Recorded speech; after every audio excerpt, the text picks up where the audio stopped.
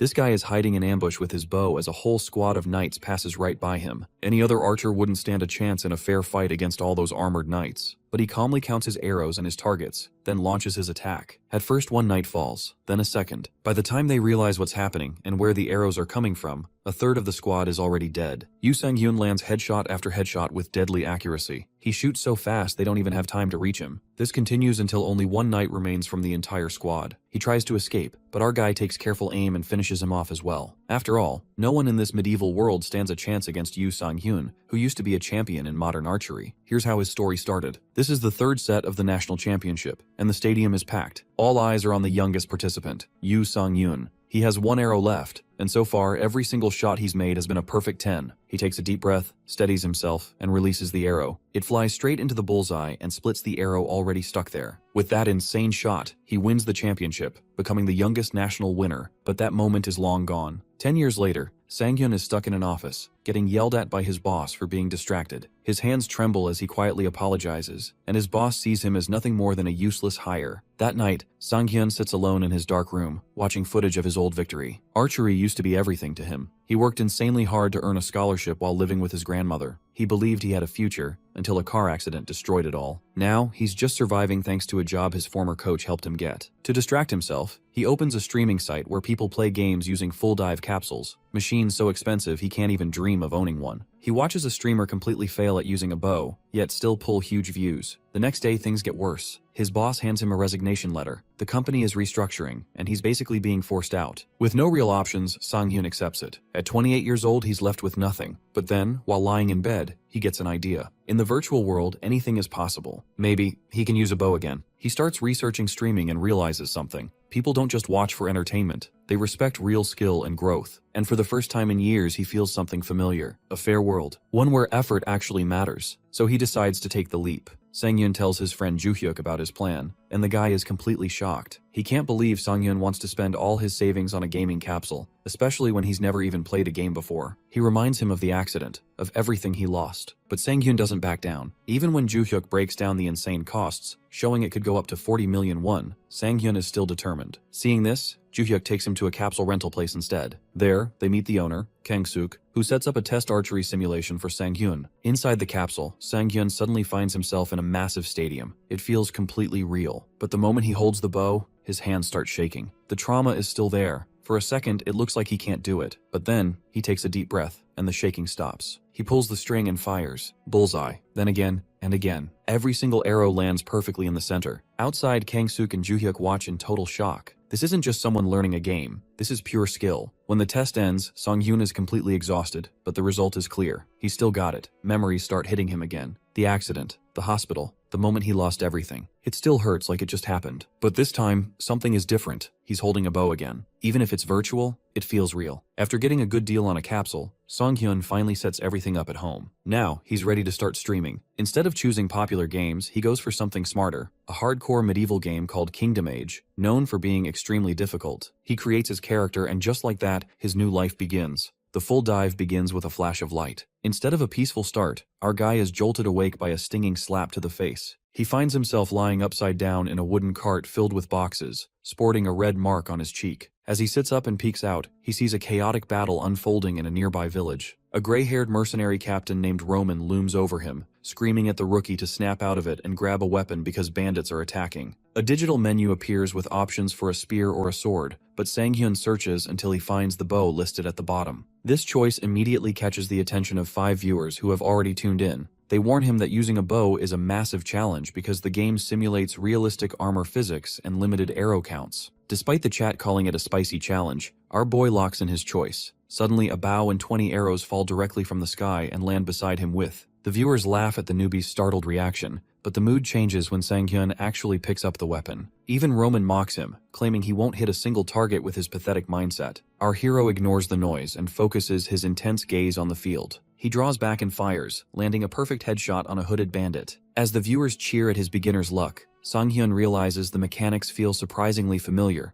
resting somewhere between the professional archery of his past and the simulations he's recently practiced. When a viewer named Ruby Sword explains that the game uses realistic organ locations for its headshot mechanic, Sang-hyun calmly decides to take the enemies out one by one. The chat is filled with laughter at his confidence. but our protagonist stays silent to let his results do the talking. With golden eyes, he begins firing arrows that seem to pulse with blue light. Because he has exactly 20 arrows for 20 bandits, he treats every shot as a necessity. The battlefield clears quickly as our hero picks off targets from behind a wooden fence. He eventually notices a large shield bearer charging at Roman, creating a difficult situation since the enemy is well protected. However, Sang-hyun spots a tiny opening on the side. He knocks an arrow and fires a shot that curves slightly, piercing the bandit's temple through the gap in his helmet. As the battle ends, Sang-hyun is confused to see the chat has completely stopped. He worries that his performance was boring, but seconds later, the screen explodes with frantic messages. The viewers are stunned because he didn't just clear the field. He managed to kill a boss that is normally impossible for a beginner to hit. When the chat asks how he managed to maintain his aim while drawing the bow back all the way, Sang-hyun looks genuinely confused, as he doesn't find full draw aiming difficult at all. Roman walks up to the rookie, looking deeply impressed by that final arrow. This incredible display of skill quickly spreads to web communities, where people begin sharing clips of the strange new streamer who is melting the heart of the usually grumpy Captain Roman. At the end of the video, when Roman asks for his name so he can report his bravery to the higher-ups, our boy turns to the camera with a smile. He introduces himself as Almond,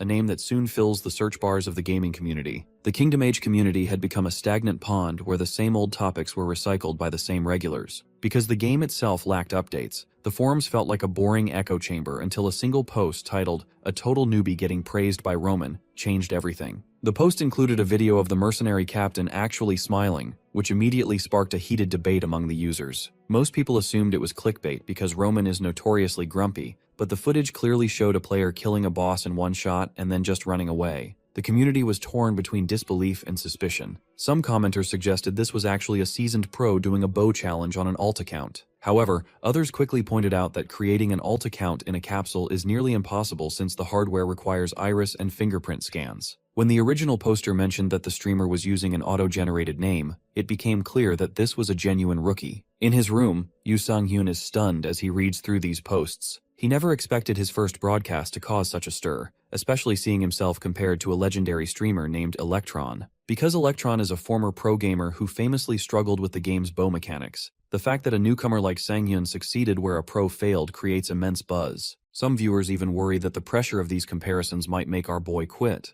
Instead of being intimidated, Sang-hyun feels his heart racing with a competitive spark he hasn't felt in years. He realizes that the attention and feedback are giving him a massive surge of energy. The next morning, his friend Joo-hyuk calls from a busy corporate cafeteria to check on him. When Sang-hyun casually mentions that he ended his first night with 20 viewers, Joo-hyuk is so shocked that he jumps out of his chair and disrupts the entire room. After apologizing to his coworkers, Joo-hyuk whispers in disbelief, wondering how a first-timer could attract that much interest. Sang-hyun simply attributes it to picking a good game, though Joo-hyuk knows it's pure talent. Their conversation is cut short when an angry manager begins screaming at Joo-hyuk for being distracted, which only reinforces Sang-hyun's resolve to make his new career work. Because he is now fully committed, our protagonist decides to skip a proper meal and get straight back into the capsule. He views this as his actual job now, so he doesn't want to waste a single minute. As he climbs into the device, his stomach growls, but his mind is focused on the growing audience. When the stream officially starts, he is floored to see 189 people already waiting. His viewership has jumped ninefold in a single day because of the community thread. The rapid pace of the chat and the sheer number of eyes on him make Sang-hyun's hands clench in a brief moment of nerves. To center himself, he uses a mental trick from his days as an athlete, imagining he is viewing the world in the third person to distance himself from the pressure. This allows his anxiety to disappear like magic, replaced by a confident smile as he addresses his fans. He settles into the interface, ready to show the audience a masterpiece performance. While Sang-hyun dives back into the game, Joo-hyuk is back at his desk feeling exhausted by his own office politics. He suddenly realizes he forgot to deliver a vital message from Kang-suk, the capsule owner. Kang-suk had specifically mentioned something important regarding body optimization that Sang-hyun needed to know. Unfortunately, Joo-hyuk is pulled away for another meeting before he can explain the details. This leaves our hero locked inside the capsule, completely unaware of the technical warning as he begins his second day of streaming. Before going to sleep, Sang-hyun spends his night doing some serious research on the web to prepare for his new career. He focuses on how popular streamers manage their audiences and studies controversial cases to learn what to avoid. He discovers several common taboos, such as how mentioning your viewer count can actually disrupt audience engagement. He also learns the importance of establishing a friendly rivalry and making the stream feel intimate, almost like someone is just watching a friend play a game. Inside his capsule for the second day of streaming, our boy feels a lot more prepared. He looks at his viewer list and recognizes names from the previous day like Ruby Sword, Eggplant, and Mr. Dummy. Because he wants to build that intimacy he read about, he smiles and thanks them for coming back. This small gesture causes the chat to explode with excitement, and some viewers even start calling him a streaming genius for having dedicated fans so early. While he finds the genius label a bit overwhelming, he decides it is time to hop into the game. The transition begins with a flash of light as the system initiates the full dive. When Sang-hyun's eyes snap open, he finds himself already seated on a brown horse in the middle of a lush green world. This is a bit of a surprise because the game starts him right in the middle of the action. Since he stayed on for a bit after his last stream ended, he had Roman introduce him to the mercenary leader, which resulted in a new mission. He takes a moment to explain the situation to his 189 viewers, noting that he is currently acting as a bodyguard for a traveling noble. Even though it feels more like a chore than a war, he accepts the mission and prepares for the ride. The realism of the game continues to impress him, and he remarks that it truly feels like he is riding a horse. When Roman pulls up beside him and asks if it is his first time, Sang-hyun responds naturally, almost as if the game is pulling the words out of him. Surprisingly, the usually grumpy Roman laughs heartily and tells him he will be doing plenty of riding in the future. This kind behavior confuses the veteran viewers in the chat because they have never seen Roman act so friendly toward a player. They start jokingly asking what Almond did to the captain to change his personality so drastically. The peaceful travel is short-lived because viewers in the chat begin predicting an ambush by horseback bandits. Just as the warnings appear, a group of raiders emerges from the forest led by a red-haired leader with a manic grin. Roman bellows for his mercenaries to strike, but the front line is breached almost immediately. As a mercenary falls to a bandit's blade, the situation looks dire. While the chat is laughing and mocking the difficulty of the quest, Sang-hyun remains calm. He knows that in the sports world, people always doubt you until you prove them wrong. Our hero draws an arrow from his quiver and notes that there are about 50 enemies moving at high speeds. He decides that the best way to handle the situation is to let the outcome speak for itself. He sights his target, pulls the string back with a steady hand, and aims for the bandits at the front. With a sharp release, the arrow flies across the battlefield and strikes the bandit leader dead center in the forehead. The impact is so sudden that Roman and the other mercenaries stop in their tracks, staring in total shock as the bandit boss falls into the dirt. The chat is stunned into a brief silence before exploding with disbelief. Many viewers argue that it is impossible to even see the enemies from that distance, let alone land a kill shot. Sang-hyun is a bit confused by their frantic reaction, as he simply targeted the person at the front who happened to be the captain. Despite the chaos in the chat, our boy doesn't lose his focus. He observes that the battle isn't over and begins knocking more arrows. He moves from one target to the next, systematically picking off the bandits. Every time he fires, another enemy falls, causing the remaining raiders to panic and retreat. When they try to run, Sang-hyun refuses to let them escape. He draws his bow to its absolute limit, offers a brief apology, and fires a final shot that seals the encounter. This incredible performance quickly catches the attention of the wider Kingdom Age community. A popular streamer named Acorn Jelly is browsing the forums when he sees a post about a rookie killing a boss in one shot. Initially, he mocks the idea, assuming any streamer using a bow must be a pervert, looking for a useless challenge. However, when he actually watches the footage, his smug attitude disappears. He notices that the bandits didn't just die, they were killed instantly by shots that bypassed the game's usual survival mechanics. As his hand begins to tremble, Acorn Jelly realizes he is looking at a perfect shot, a level of skill that is almost unheard of in the game. In this game, enemies usually die instantly if you hit a critical point, but that rule doesn't apply to boss-level monsters. However, a hidden system exists where a perfect shot can bypass these limitations and even surpass the accuracy of a standard headshot. Because the activation conditions are so insane, requiring a precise hit on a vital spot within 1.5 seconds of an ambush, most veterans don't even believe it exists. Seeing a newcomer not only trigger this but seemingly make it his default style leaves Acorn Jelly wondering if he's watching a hacker or a literal Olympic medalist. The narrative shifts back to the game world where our boy is riding a horse at full gallop, pursued by a group of hostile mercenaries. Captain Roman rides alongside him and suggests that using a spear or a bat would be more practical, as shooting an arrow from a moving horse is notoriously difficult. The stream chat agrees, noting that horseback archery is a nightmare for most players. Despite the logical advice, Almond remains calm and insists on using his bow because it's what he's comfortable with. This dedication surprisingly moves the grumpy Roman, who suddenly becomes overly supportive, much to the amusement of the viewers who joke about the captain's blatant favoritism. As the chase intensifies, our protagonist realizes this is his first time dealing with a moving target while also managing the rhythm of a horse. Because of the pressure, his old trauma resurfaces and his hands begin to tremble violently. He knows he can't give up now, so he focuses on matching his body's movement to the horse's gallop. Once he finds the right flow, he releases his arrow that pierces a bandit's neck. Although he was aiming for the head, the kill is still successful, sending the chat into a frenzy. He leans forward, pushing himself to be faster and sharper, and begins landing consecutive headshots that send bandits tumbling from their saddles one by one. By the time the dust settles, the entire enemy group has been wiped out. Roman is genuinely stunned by the display, giving our hero an enthusiastic thumbs up and calling him a god-given archer. The other mercenaries join in the praise, comparing him to a modern-day Robin Hood. Amidst this celebration, a massive notification flashes on the screen. Acorn Jelly has donated 100,000 won, asking if the perfect shots he just saw were actually real. Because this is the first time Almond has ever received such a large gift, he becomes visibly flustered.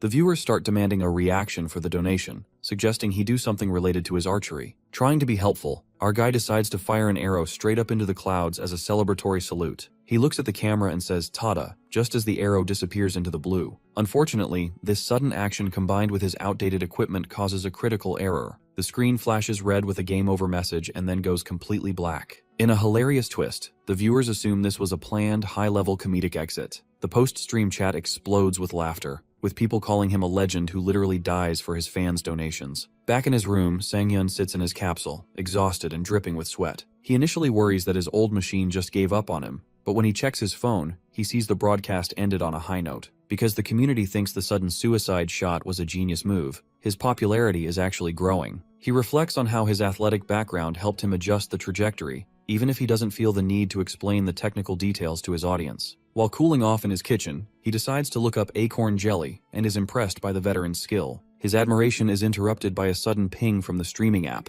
To his total surprise, Acorn Jelly has sent him a direct message, formally introducing himself to the rookie sensation. Acorn Jelly is far more than a simple gamer. He is a massive industry all-rounder, with nearly 1 million subscribers and hundreds of videos. Because Sang-hyun eventually wants to reach that same commercial success, he studies the veteran's profile with deep interest. A sudden message from the star streamer creates a dilemma for our hero. In the message, Acorn Jelly confesses he is captivated by Almond's gameplay and jokingly clarifies his orientation before proposing a collaboration. He suggests they could share tips or create a reaction video, offering a low-pressure way to connect. Sang-hyun feels conflicted because while he knows this partnership would be a massive career boost, he worries about appearing like he is merely riding the coattails of a celebrity. The situation becomes even more complicated because Sang-hyun realizes he has no one in his life to consult about professional streaming politics. Just as he feels most isolated, his phone vibrates with an incoming call from Joo-hyuk. His friend is calling from a park bench, sounding surprisingly upbeat despite the box of office belongings sitting next to him. Joo-hyuk reveals that he has officially resigned from his company after a final explosive confrontation with a manager named Park. While Sang-hyun is initially horrified by the news, Joo-hyuk explains that watching our boy return to archery, even in a virtual world, made him realize he wanted to find something he truly cares about too. Because of this shared turning point, Joo-hyuk makes a bold declaration that he will now serve as Almond's manager. He brushes off Sang-hyun's concerns about pay or the loss of a big corporation career, insisting that a year-long break is fine and that they can land a great contract if they work together. Joo-hyuk is instantly energized by the news of the collaboration proposal, viewing it as the perfect opportunity to showcase his management skills. He tells Sang-hyun to leave the networking and logistics to him,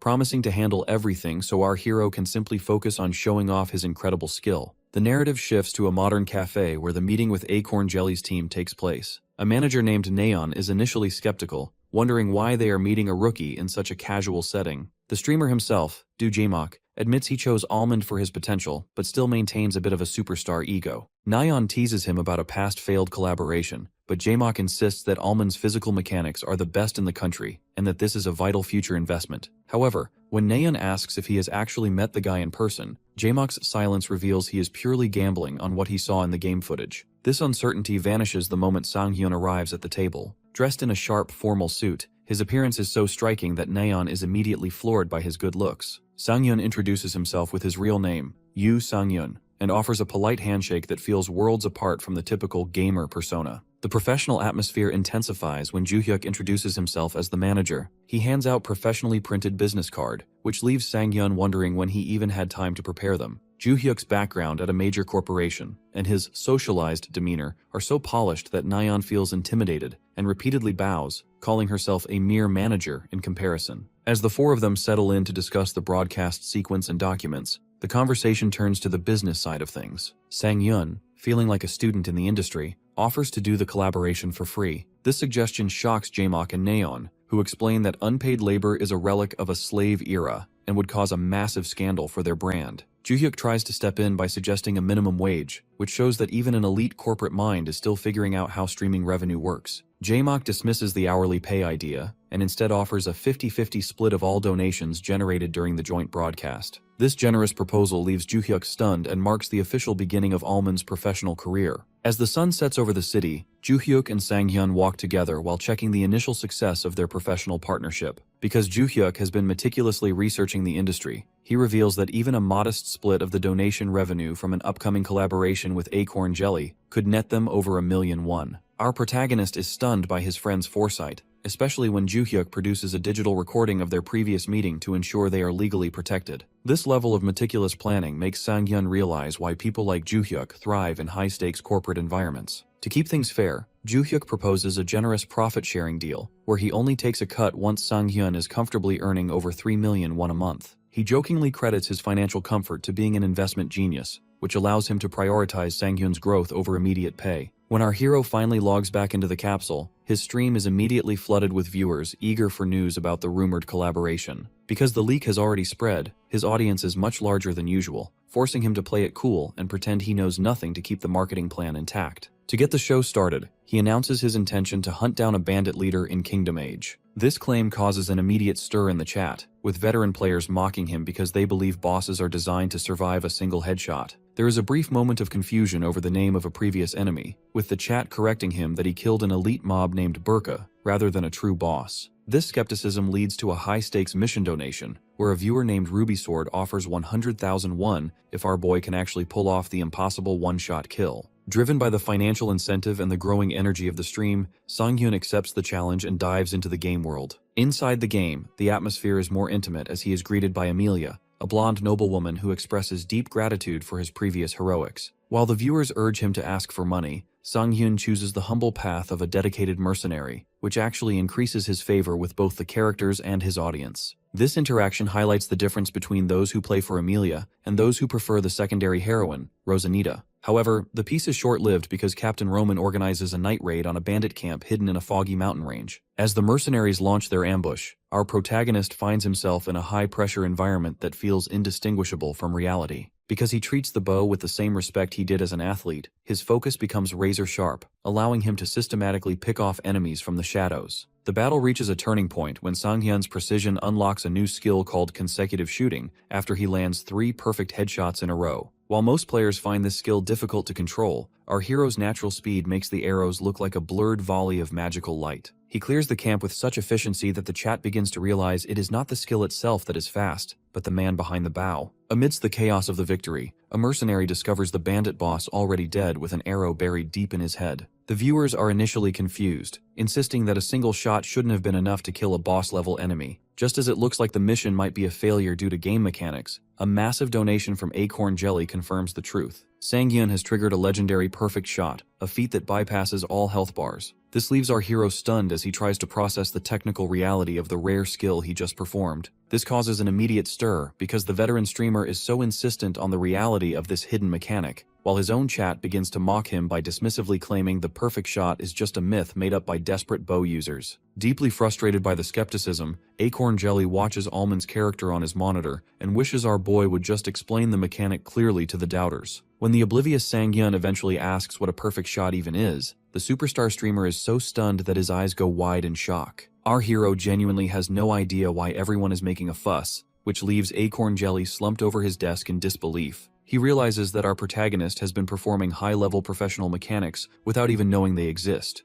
leading him to wonder just how much of a genius this guy really is. Driven by a sense of urgency and the feeling that the timing is perfect, Acorn Jelly sends another large donation to officially propose a collaboration stream for the following day. This sudden announcement causes the live chat to explode as viewers realize they are witnessing a rookie land a partnership with a Tier 1 celebrity just 3 days after starting. While Sanghyun is initially surprised, he notices that some fans are worried that joining Acorn Jelly's circle might lead to a public execution or a failed debut. However, our protagonist decides to play it cool and observes that despite the negative comments, most people are secretly looking forward to the event. To seal the deal, a viewer named Rubysword promises another 100,000 won if our hero can prove the perfect shot is real during the collab. With a soft smile and a determined look, Almond accepts the offer and tells the audience that the stream is officially on. Before ending the night, our protagonist decides to give his fans one last performance to celebrate the successful broadcast. He realizes he has already defeated the boss and promoted the collab, so it feels like the perfect moment to log off. He draws back his bow and fires a celebratory arrow high into the moonlit sky, thanking his donors for their support. Unfortunately, the arrow follows a realistic trajectory and falls straight back down toward him, causing a bloody game over screen to splatter across the monitor. While the chat is left howling with laughter at his recurring comedic exits, Sang-hyun wakes up in his room and heads to the bathroom to splash water on his face. He begins to worry that getting forcefully bounced out of the game due to death might actually be affecting his brainwaves because of how intense the feedback feels. His thoughts are interrupted by a message from his manager, Joo-hyuk, who wants to know where they should meet. Sang-hyun is confused since he assumed they were meeting online, but Joo-hyuk reminds him of their previous agreement to do a real-life interview and stream. Because he had completely forgotten this detail, our boy realizes he doesn't have time to worry and suggests meeting at Hugi Station. While preparing, he checks the internet reactions and sees that the community is already obsessed with his suicide endings and his upcoming partnership. He even finds a breakdown video where a user tries to analyze his boss kill in slow motion. The analysis remains inconclusive as the shots land so quickly that even the viewers can't tell if it was one arrow or two. This confusion only builds the hype for the collab, with many people debating whether Almond is a high-level nerd or a master of video editing. The situation reaches a new level of intensity when Joo-hyuk calls to report that a teaser video on Acorn Jelly's channel has already surpassed 40,000 views in a single hour. The video features a professional edit of Almond's silhouette and arrows, ending with a bold question about whether the perfect shot truly exists. Because of this massive promotion, the next day's stream records the highest viewership across the entire platform. Inside the professional studio, the atmosphere is tense as Acorn Jelly checks in with Sang-hyun to make sure he is ready to show his face. Our hero tidies his clothes while Joo-hyuk and the studio staff prepare the cameras for the broadcast. As the red on-air sign flashes, the stream begins with a flood of greetings from the audience. Sang-hyun is overwhelmed because the viewer count starts at a staggering 10,000 people and rapidly climbs toward 40,000. He watches as Acorn Jelly expertly interacts with the crowd to keep them engaged while waiting for more people to join the room. Eventually, the veteran streamer pumps his fist and tells the audience that they are finally going to prove the existence of the perfect shot. The chat explodes with excitement and skepticism, with thousands of people chanting Almond's name. With a dramatic introduction, the screen transitions to a glowing background as the host officially welcomes the genius archer of the hour to the stage. Since this is the first time he is showing his face, the chat descends into a frenzy of anticipation. While many viewers jokingly hope he is ugly, the camera pans up to reveal Sang-hyun in a denim jacket. His sharp features and blue eyes immediately shatter expectations, causing the chat to explode with shock and admiration. Some fans even feel a sense of betrayal because he is unexpectedly handsome, while others begin showering him with donations. Even Acorn Jelly can't help but gush, admitting he was just as stunned when they first met in person. The viewers are so taken aback that some accuse him of using a fake face to look better. When the veteran streamer asks the audience if they want an interview or gameplay, the crowd is divided between wanting to keep looking at Sang-hyun's face and seeing the legendary perfect shot in action. Amidst the chaos of a chat room moving too fast for our hero to read, Jae-mock tries to maintain order and keep things professional before they dive into the game. The mood shifts when Jae-mock asks for Sang-hyun's optimization code, only to be met with total confusion. It turns out our protagonist has no idea what that is, which leaves Jae-mock floored. He explains that this code is tailored to match a player's brainwaves and body to the capsule. Because Sang-hyun never did this, he has essentially been playing with a massive handicap, like dragging around a heavy sandbag. Behind the scenes, Joo-hyuk clutches his head in shame because he realized he was the one who forgot to mention this vital step. This technical oversight explains why Sang-hyun experienced a forceful shutdown every time he died. He simply assumed the game was designed to kick players out as a penalty, but in reality, his system was crashing from the lack of optimization. Jae-mock is left in awe, concluding that our boy is a genuine genius for performing world-class feats under such poor conditions. Sang-hyun doesn't shy away from the praise and calmly agrees that he might be a genius, which only makes him more likable to the audience. Once they finally run the optimization process, a blue flash signals that Sang-hyun is ready. He enters the virtual world feeling weightless and fluid, finally experiencing the digital space as it was intended.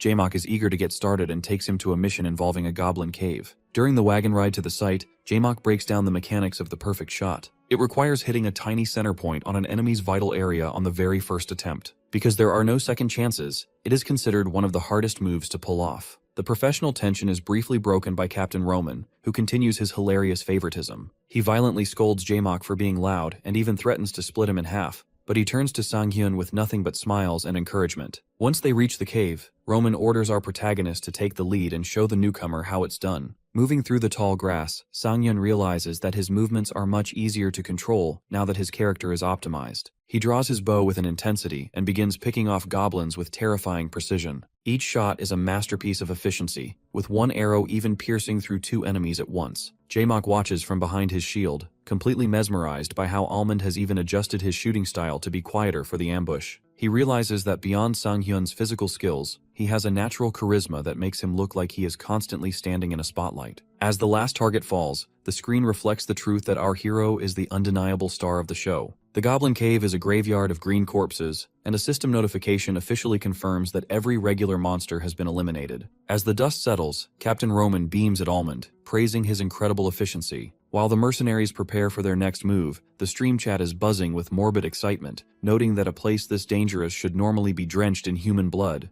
Acorn Jelly, however, is too stunned to speak. He watches our protagonist stand calmly with his bow, realizing that a stage designed for an entire mercenary squad was essentially cleared by one man alone. As he wants to share this historic moment, Jae-mok runs toward his virtual camera, screaming to his fans about the sheer power of the perfect shot. He tries to explain that it isn't just a simple kill, but a unique mechanic that leads to instant death. The viewers aren't entirely convinced, jokingly mocking him and claiming a headshot is just a headshot regardless of how he describes it. The victory lap is cut short when Roman points toward the smoke-filled cave entrance. He orders the mercenaries to pile up brush and set it ablaze, hoping to smoke out any remaining stragglers and finish them off without a fight. The group stands silhouetted against the massive flames, but their plan is interrupted by a piercing, high-pitched screech. A gigantic, green-clawed hand slams into the earth, and through the fire, a massive goblin champion with red eyes and long tusks emerges. A system alert flashes with a warning to eliminate the goblin champion. The chat explodes as viewers realize this is a true boss fight, and they begin challenging Almond to see if his perfect shot can defeat a creature of this scale. Roman bellows for everyone to get ready, while a frantic Jae-mok reminds our hero that the conditions for the special shot are active. Almond draws his bowstring back with intense focus, but just as he is about to fire, he suddenly pauses and lowers his weapon.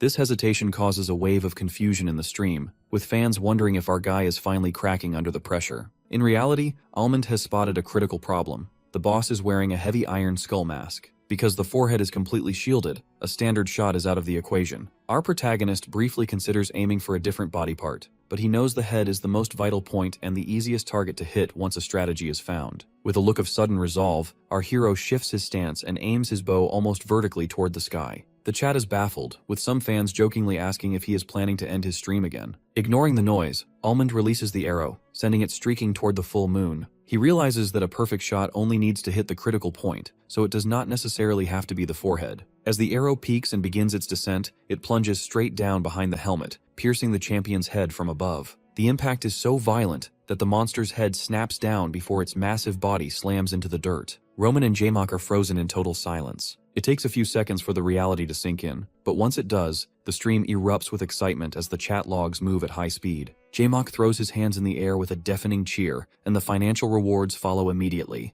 A viewer named Ruby Sword kicks off the celebration with a 200,000 won donation, which causes Almond to break into a sweat from the pressure of the alerts. Back in the real-world studio, Sang-hyun pulls himself out of the capsule, physically exhausted, and noting that even the latest models lack a proper cooling system. While Jae-mok and Naeun celebrate their record-breaking numbers with a joyful dance, Naeun informs the group that the game stream actually went down because the server was congested by the volume of chat and donations. Joo-hyuk joins the conversation, suggesting they resume the broadcast for an interview to keep the momentum going. Despite his messy hair and exhaustion, Sang-hyun returns to the camera alongside Jae-mok. The face reveal hype continues to grow, with viewers calling him a Robin Hood with NPC visuals. The mood is lighthearted as Jae-mok snaps back at fans who tease him for crying during the boss kill, but the atmosphere shifts when the donations start again. Joo-hyuk and Sang-hyun are left in shock when a viewer named Seojia drops a staggering 1 million won in a single go, later adding another 100,000 won because she thinks Almond is handsome. To wrap up the event, Jae-mok presents a questionnaire based on fan votes. Instead of technical gaming questions, the fans are obsessed with Sang-hyun's lifestyle, asking about his skincare routine, his lip tint, and whether he has a girlfriend.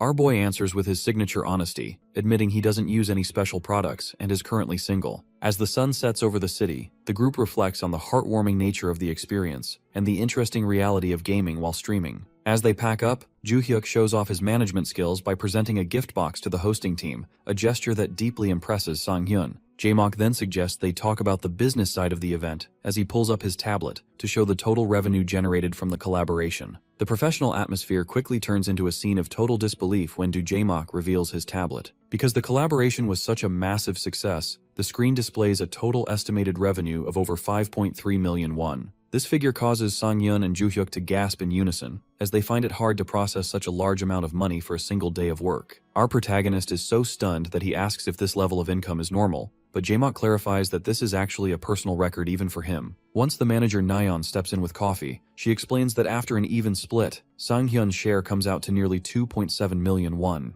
This realization forces the two newcomers to bow deeply in gratitude, though Jae-mok feels he should be the one thanking them for the incredible content. The conversation naturally shifts toward how professional streaming actually generates money. Because Joo-hyuk is curious about the business model, Jae-mok explains that while donations are a nice bonus, the real steady income comes from advertising. He compares the revenue from the streaming platform to a basic salary that scales with the number of viewers. Nayeon adds that her primary role as a manager is to secure third-party contracts, ranging from game ads to clothing and equipment sponsorships. She even points out that Jae-mok's current outfit is a sponsored product. Because of Sang-hyun's striking looks, she suggests his career path will likely mirror that of a celebrity. This leads to a joke at Jae-mok's expense, as Nayeon teases that while funny-looking streamers rely on their humor, handsome ones like Sang-hyun can earn 90% of their income through their image alone. While the group shares a laugh over Jae-mok being compared to a squid, the mood becomes more serious when Sang-hyun clarifies his goals. He appreciates the financial advice but emphasizes that his true passion is being a video game streamer. Both Jae-mok and Nayeon respect this,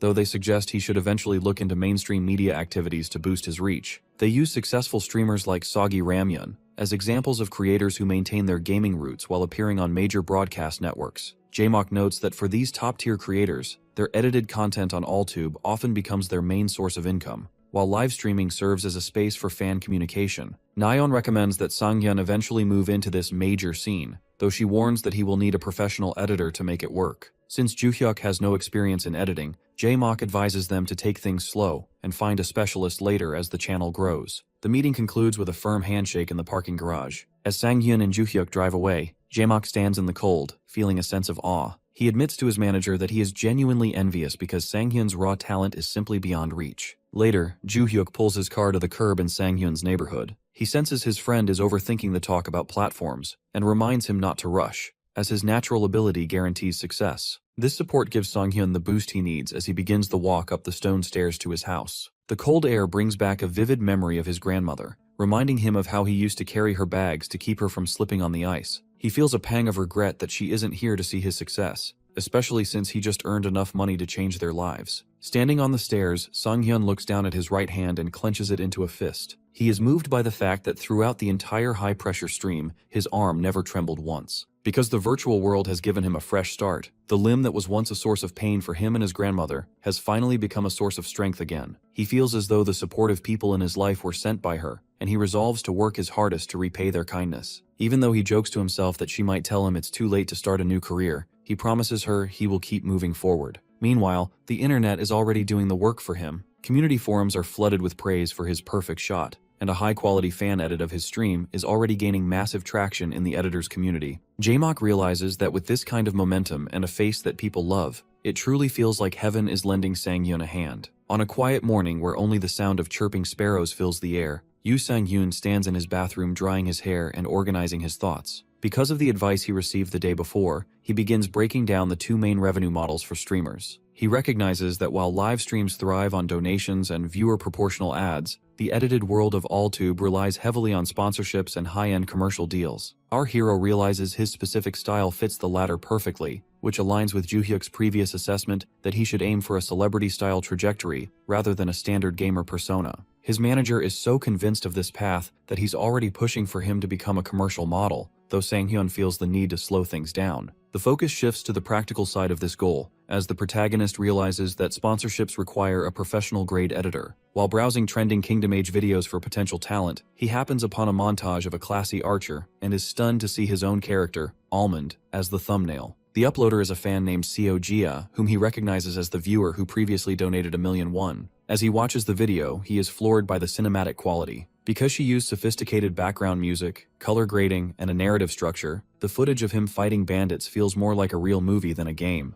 Even the archer himself is amazed by the intensity of his own play, especially seeing his glowing yellow eyes captured in such high definition. After seeing the positive reception in the comments, our boy decides he needs to contact his manager immediately. However, his phone vibrates first with a message from Juhyuk, who was already watching the same video. Because they currently lack a steady income and cannot afford high salaries, Juhyuk takes it upon himself to handle the situation. He tells Sunghyun to focus entirely on the game while he manages the networking, insisting they need to act while the momentum is high. This reassurance motivates our hero to step into his gaming capsule for some serious preparation. He acknowledges that while his shooting is flawless, his general physical stats in the game aren't outstanding yet, which makes high-intensity training essential for skill-based streaming. Our protagonist spends 3 grueling hours clearing training simulations on the highest difficulty level. He emerges from the capsule completely exhausted and panting, but he barely has time to recover before his next scheduled broadcast. Because he's hungry and pressed for time, he simply grabs a carton of milk and a bowl of almonds to eat quickly. While he chews, he feels a surge of nerves regarding how the community will react to his recent collaboration and the new viral videos. He knows the results of his growing fame will be visible the moment his stream goes live. Meanwhile, at the headquarters of the major game distributor Funk, an employee is slumped over his desk in despair. He feels responsible for the low sales of Kingdom Age, despite the game receiving excellent reviews from experts. He wishes for a star player to drop out of the sky to save the project, though he knows such a miracle is unlikely for a non-esports title. His mood shifts instantly when he discovers the fan-made video of Almond. He is impressed by the editing, but he's even more captivated by the raw skill of the player. The employee realizes that a newcomer who is both incredibly talented and handsome is the perfect candidate for a marketing push. Because the account is only a few days old, he knows he can secure a deal before the streamer's value skyrockets. He follows the channel just as a notification rings out, signaling that Almond has started streaming at that exact moment. When he joins the broadcast to see the gameplay for himself, he is shocked to see the viewer count rapidly surging past 1,000 people, confirming that the rookie is already becoming a sensation. Yoo Sung-hyun initially panics when he sees over 1,000 people waiting, which is a massive jump from his previous numbers. As the count continues to skyrocket past 1,100, our protagonist is visibly shocked, wondering where all these people came from. His manager, Juhyuk, watches from his desk with excitement, realizing that breaking the 1,000-viewer barrier is the unofficial rite of passage for becoming a full-time professional streamer. Unfortunately, the sudden surge of attention brings a new kind of pressure. During his collab with Acorn Jelly and Neon, our protagonist had pros handling the logistics, but now he has to manage a chaotic, fast-moving chat all by himself. He stays silent for a moment in a bit of a daze, prompting the chat to call him a dimwit and demand he start talking. He realizes that handling 50,000 viewers during a collab was only possible because of the pros supporting him. Now that he is alone, his hands begin to sweat. To center himself, our hero takes a breath and welcomes everyone, feeling a sense of warmth from the enthusiastic greeting. The viewers are immediately vocal, questioning why the stream is voice only. Since his main streams haven't featured a camera before, many new fans are demanding he show his face. Sang-yoon notices a long list of messages about this and feels the demand growing. Luckily, Juhyuk sends him a direct message with a link to a web post. The post is titled with his name and features handsome, stylized captures of his face revealed from the collab, surrounded by digital roses. Our boy realizes his real-life face has already spread across the internet. Feeling like a bit of a show-off, but secretly loving the attention, he decides to turn on the camera.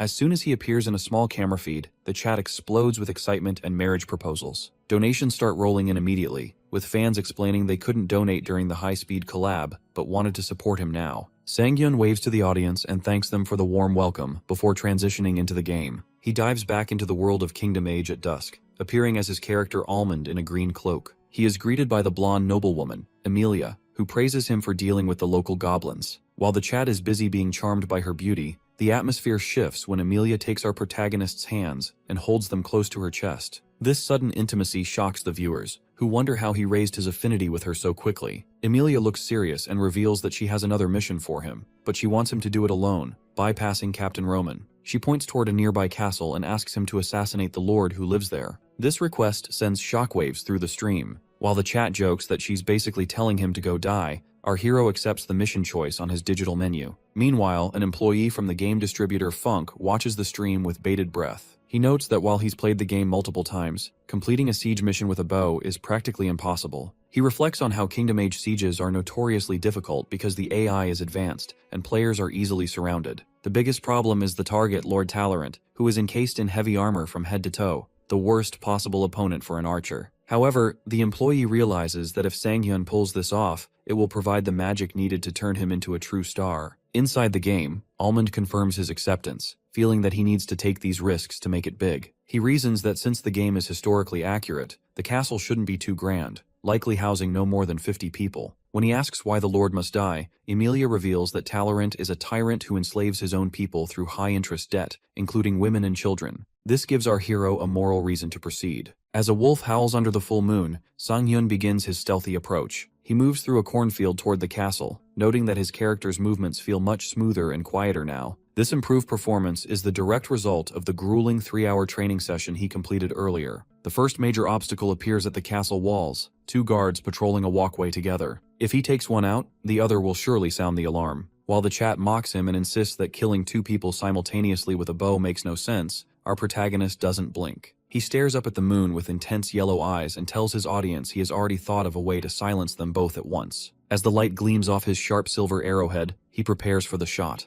This causes a wave of skepticism in the chat because players believe shooting 2 arrows simultaneously is a movie trope that shouldn't work in a realistic game like Kingdom Age. Our boy doesn't let the doubt faze him, and instead positions himself in the spotlight of the night to prove them wrong. Because he understands the physics of the game, he explains his logic of using a high arch to delay the landing of the first shot. He aims his bow almost vertically and fires the first arrow into the clouds, immediately knocking a second one to fire directly at the walkway. This causes the 2 arrows to converge on their targets at the exact same moment. The precision is so perfect that both guards are struck in the head before they can react, causing one to drop his flaming torch as they collapse. This display of skill sends the chat into a total frenzy, with fans calling him a monster and a god for pulling off such a feat live. While the viewers celebrate, a game distribution employee at Funk is watching from his office in complete disbelief. He realizes that in all his years of seeing top-tier players, he has never encountered anyone with this level of talent. This realization forces him to call his director immediately, insisting they set up a meeting to recruit our protagonist before anyone else gets the chance. Back in the castle, the reality of the mission starts to weigh on Sang-hyun. He manages to scale the tower but ends up gripping the stone edge, feeling completely exhausted. He notes that the game feels like a nightmare for any physical activity that isn't archery. When the chat wonders how he climbed the wall so easily, he recalls that he actually spent time practicing on the highest difficulty setting. Once he catches his breath, he decides to start cleaning up the bodies to maintain his cover. He moves through the shadows and encounters a patrolling guard who is wondering where his sleeping colleagues went. Almond remains crouched and fires a silent arrow into the man's throat,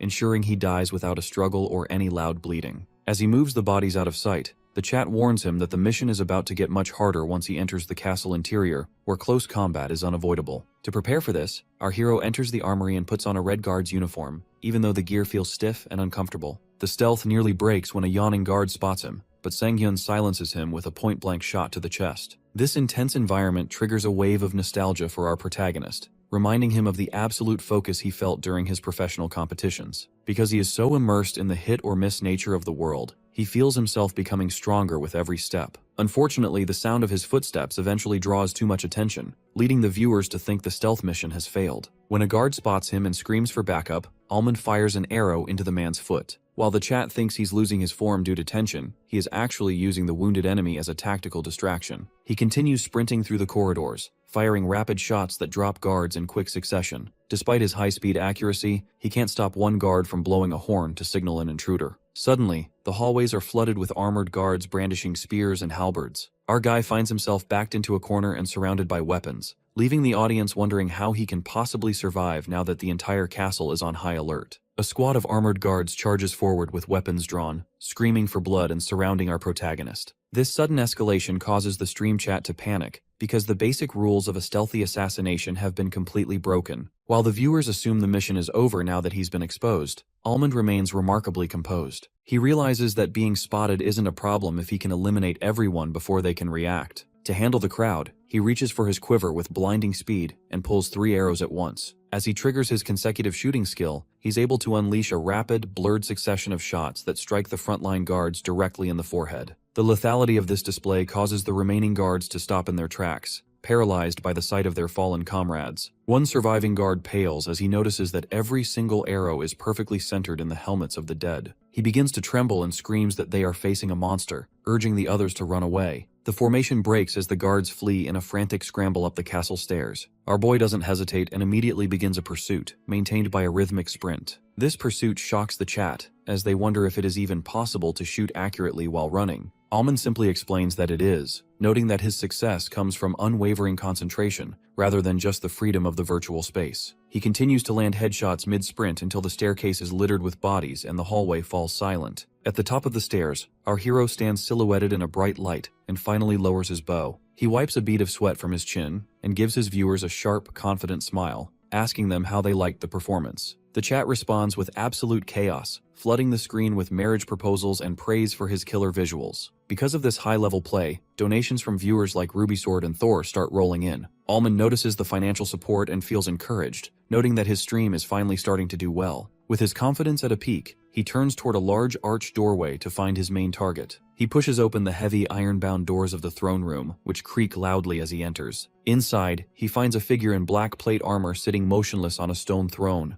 Our hero is surprised because he expected a weak, elderly lord, but this man has a clear boss presence and holds a colossal greatsword. Almond realizes the infiltration wasn't a secret at all since the lord was sitting there waiting for him. The lord breaks the silence by casually throwing his giant sword like a projectile, forcing our protagonist to duck just as the blade embeds itself into the door behind him. The lord asks if he came alone, his voice sounding deep and distorted from behind his helmet. The situation becomes even more lopsided when the lord snaps his fingers to summon 3 elite armored guards who flank him. The viewers are terrified because these minions are encased in flawless armor with no visible gaps. While the chat suggests Almond should grab the greatsword stuck in the door to use as a blunt weapon, our boy decides that would be too risky since he isn't familiar with heavy blades. He believes every mission has a solution that fits the player's chosen weapon, so he focuses his golden eyes on the leading guard's helmet. He spots a competitive opening and dashes forward, sliding under a sword swing and firing an arrow at point-blank range. The arrow strikes the visor with such force that the guard's helmet is knocked completely off. This feat stuns the viewers, who didn't think it was possible to unmask an armored enemy with a bow. Almond maintains his fluidity, knocking another arrow and firing it so that the next helmet flies off and strikes a third guard in the background. Now that the first guard is unmasked and charging in a fury, our hero evades the reckless swings and draws his string to its limit. He fires a final shot between the man's eyes, ending the fight with a cold, professional, "too late."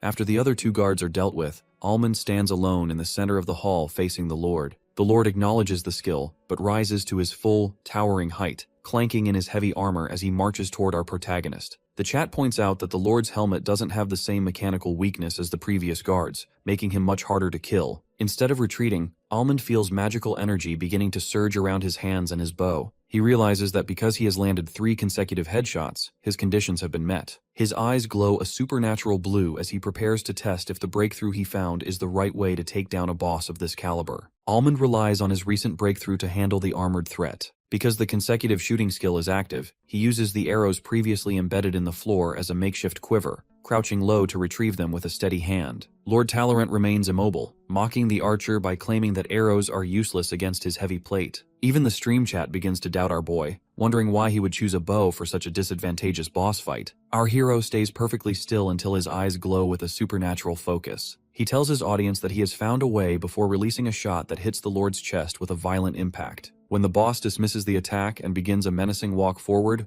Almond doesn't retreat. Instead, he fires another arrow that strikes the exact same spot on the breastplate. This isn't just a random attack. He begins a rapid-fire barrage, landing 40 consecutive shots on a single point of contact until the friction causes sparks to fly like a welder at work. The Lord is physically pushed back by the sheer momentum of the machine gun speed arrows. He shouts in frustration, realizing that the archer is systematically drilling through his defenses. After a final cluster of arrows hits the weakened spot, the metal begins to fracture. Almond draws his final arrow and tells the viewers it's enough before releasing it like a green comet. The shot pierces the cracked armor and goes straight through the Lord's chest, causing black blood to splatter against the red carpet. As Talorant's body slams onto the floor, the chat erupts in a wall of text, celebrating the impossible victory. The viewers jokingly claim the Lord died of a heartthrob, while a purple donation alert for 300,001 flashes on the screen from Seogia. Our protagonist is visibly shocked by the massive amount, especially since he recognizes her as a recurring whale donor. The scene shifts to a flashback in the real world to explain the girl behind the donation. Seogia is shown being swept away by a suffocating crowd on a subway train. For her,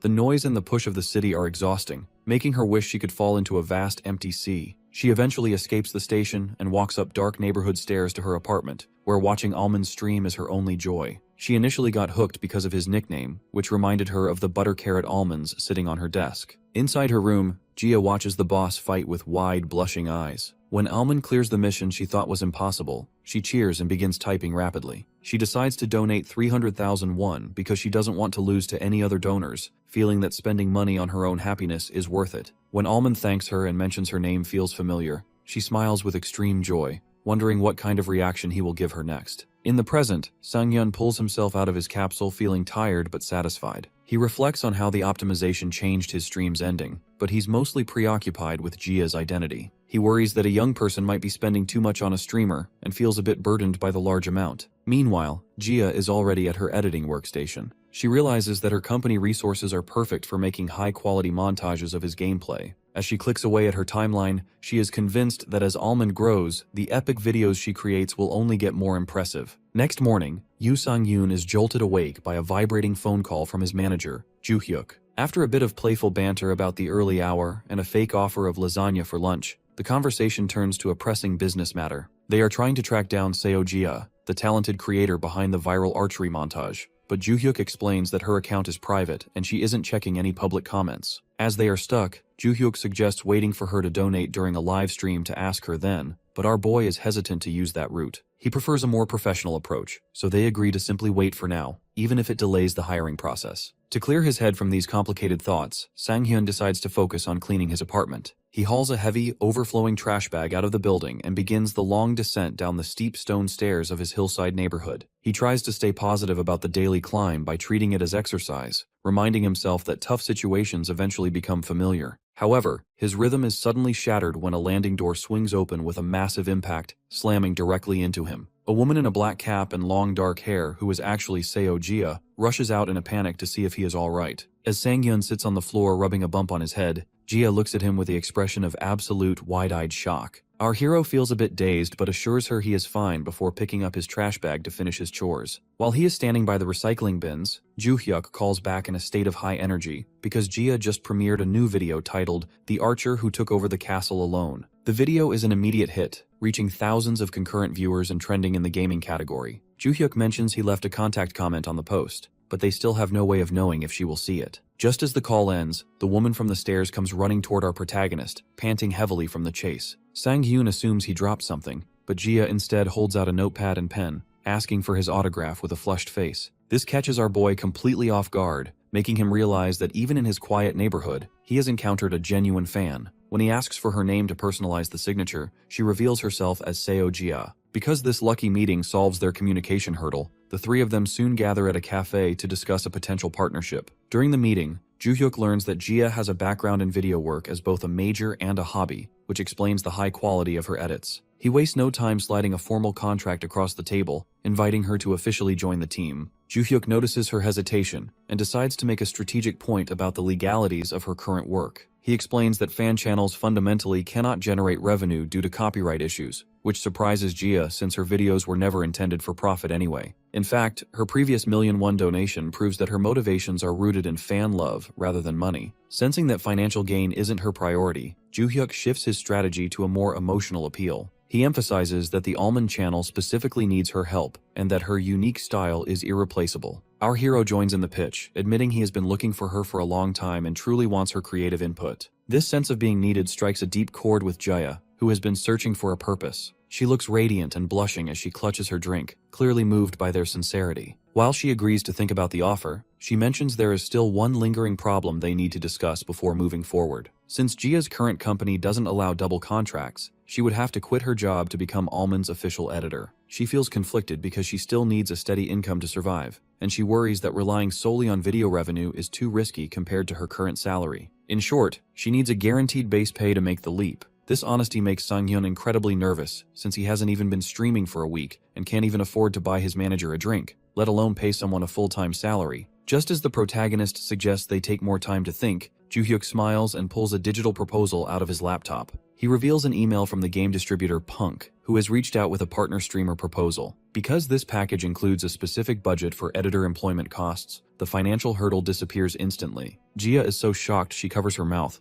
while our hero is flabbergasted that a massive company actually wants to sponsor him. Seeing the resolve in Jia's eyes as she looks at the laptop, she decides to sign the contract immediately. Sang-hyun watches her and realizes that while it's a big life decision, she was likely desperate to escape her old workplace, which is a feeling he finds deeply relatable. Joo-hyuk breaks down the specifics, offering a base salary of 25 million won per year, plus a 40% cut of the YouTube incentives. Although he offers a 50-50 split option without the base pay, Jia chooses the stability of a fixed salary and officially signs the papers. Once they step outside the cafe, Joo-hyuk promises to contact her once the final details with Punk are settled. Jia asks about her old videos, leading Joo-hyuk to explain they will need to be re-uploaded to the official channel for better management. After she bows and walks away, Sang-hyun grabs his manager's arm to make sure the Punk deal isn't a scam. Joo-hyuk is offended at the suggestion, insisting he saw the email that morning and that the terms are far too good to ignore. As they walk through the city, Joo-hyuk remarks that Jia seemed a bit cold and serious since she didn't smile once during the meeting. Sang-hyun points out that being a fan is different from entering a professional contract, though Joo-hyuk still finds her lack of emotion surprising given how much she donated. The reality of Jia's mood is revealed the moment she enters her apartment. As soon as the door clicks shut, she dives onto her bed and kicks her legs in a fit of pure excitement, screaming into her pillow. She is blushing and overwhelmed because meeting her idol in person and becoming his editor feels like a dream. Looking at the folded contract, she realizes she has finally escaped the toxic environment of her old job. She recalls how her former bosses and colleagues used to mock her for being a community college graduate, telling her she'd never find a better place to work. Seeing the glowing comments on her recent almond videos makes her feel recognized for the first time,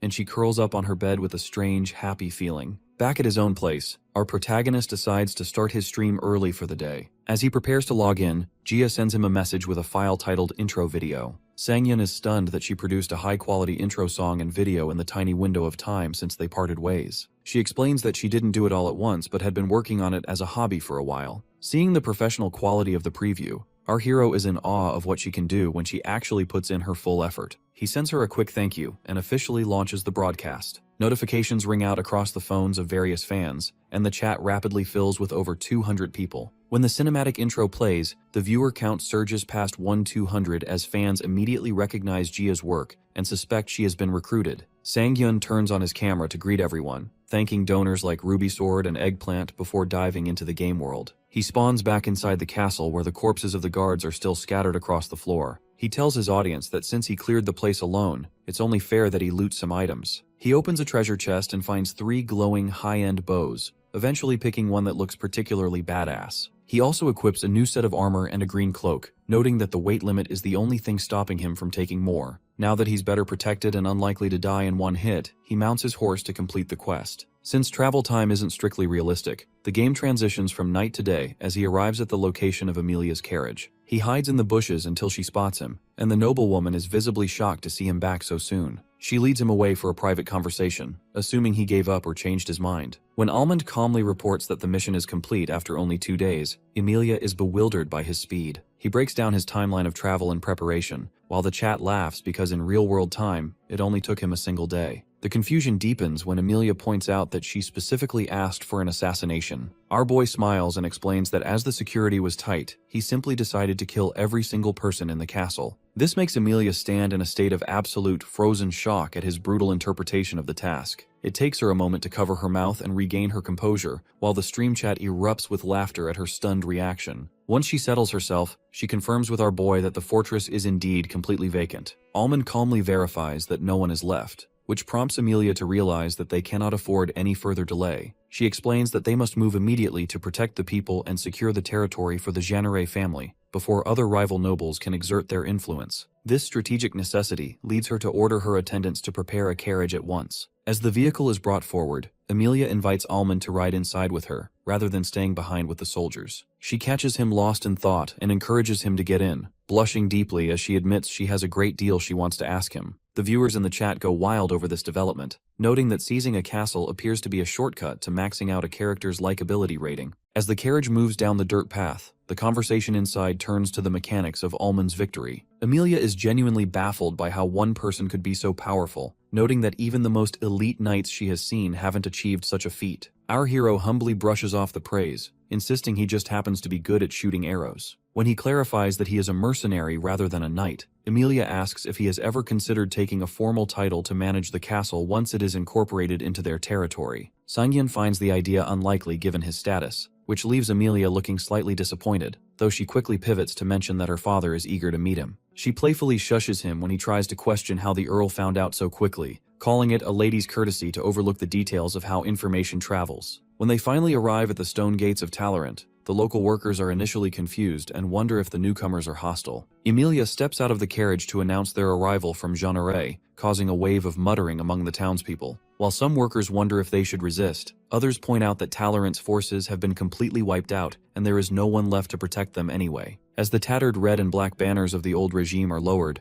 a majestic new golden flag with a white flower emblem is unfurled from the castle walls. Almond asks if they should give a speech to establish authority, but Emilia believes the people will adapt naturally without a grand display. A week passes, and the territory undergoes a massive transformation. Because the people were previously drowning in debt and facing slavery, the new administration allows them to repay their obligations through fair labor, while actually keeping a portion of their earnings. This shift causes the once lifeless area to teem with newfound vitality. In the midst of this progress, Emilia finds Almond looking out a window and reminds him that they are scheduled to meet her father the following day. The two share an intimate moment, holding hands in the sunlit hallway as the chat teases them about setting a speed record for a romance route. However, the peaceful atmosphere is suddenly shattered by the piercing blast of a silver horn. The alarm draws them to the ramparts where they witness a massive army of the allied families of Talorant gathering on the horizon to retake the fortress. While Emilia is visibly shaken, Almond remains focused and assures her that he can stop the invasion. Below the walls, mercenary Captain Roman takes charge, rallying the troops to defend the castle for the honor of Lady Jeanneret.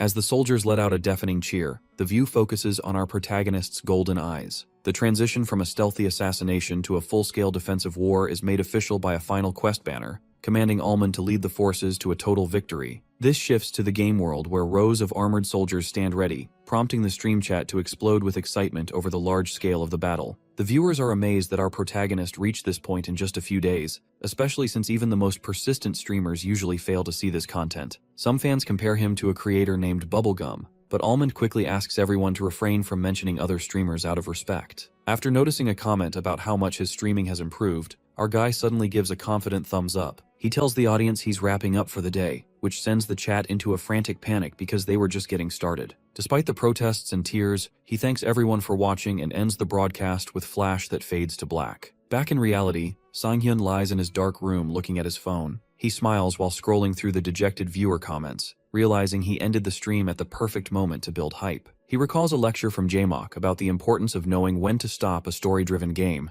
even if it leaves people disappointed in the short term. While looking through community posts, he finds a thread about how to maximize Lady Emilia's affection. The post jokes that the method is simple: just conquer a castle by yourself. The comments are filled with laughter, with some people calling it an information post while others jokingly refuse to buy the game because of the difficulty. Sang-hyun finds it strange that people think his gameplay was so challenging, especially since he sees comments calling his performance world-class and legendary. He rolls over in bed and wonders if a professional archer could easily pull off what he did. He begins to question if he has a specific talent for virtual reality or if his high concentration is the key. While archery requires focus, he doesn't think it's exclusive to athletes. He quickly accepts this and moves on to an analysis post about his skills. The author provides professional details, noting that his posture is comparable to a pro and his bowstring placement is precise. This shocks our hero as he realizes the person writing this isn't an amateur, especially when they claim to be a former athlete. Sang-hyun grips his phone in shock, wondering who it could be, as most people in the field cut ties with him 10 years ago. He reflects on how only his coach knew the real reason he quit was an injury from an accident. This triggers a flashback to a sunset 10 years ago. A young woman with long dark hair confronts him, asking if he's really quitting. When he tells her archery isn't fun anymore, she shouts in desperation, asking who will lead the others if he stops. He insists he is serious and walks away, leaving her devastated on the path as the sun sets. Back in the present, community posts are debating how Almond's siege will go and whether he can handle so many knights. Sang-hyun finds the skepticism interesting and appreciates the engagement. While walking down his neighborhood stairs, he spots Seojia at her door. He invites her to walk with him, and she mentions she has something to show him. They eventually sit on a park bench where Sang-hyun hands her a bottle of water. Jia pulls out her phone to show him the new videos she made for the channel. She is flustered when she mentions they will be uploaded to his official page. The video starts with a clip from his first stream, highlighting that his account was created only a day before he started. It shows the chat warning him that the bow is difficult to use, but he picks it anyway. The edit moves quickly, showing him landing headshots and silencing the doubters. Sang-hyun is impressed by the hologram effects and how the speed of the editing keeps the viewer from getting bored. He loves watching the chat reactions included in the video, where people accuse him of being a pro on a new account. He tells Jia the video is a work of art. He praises the condensed highlights, the clear CG,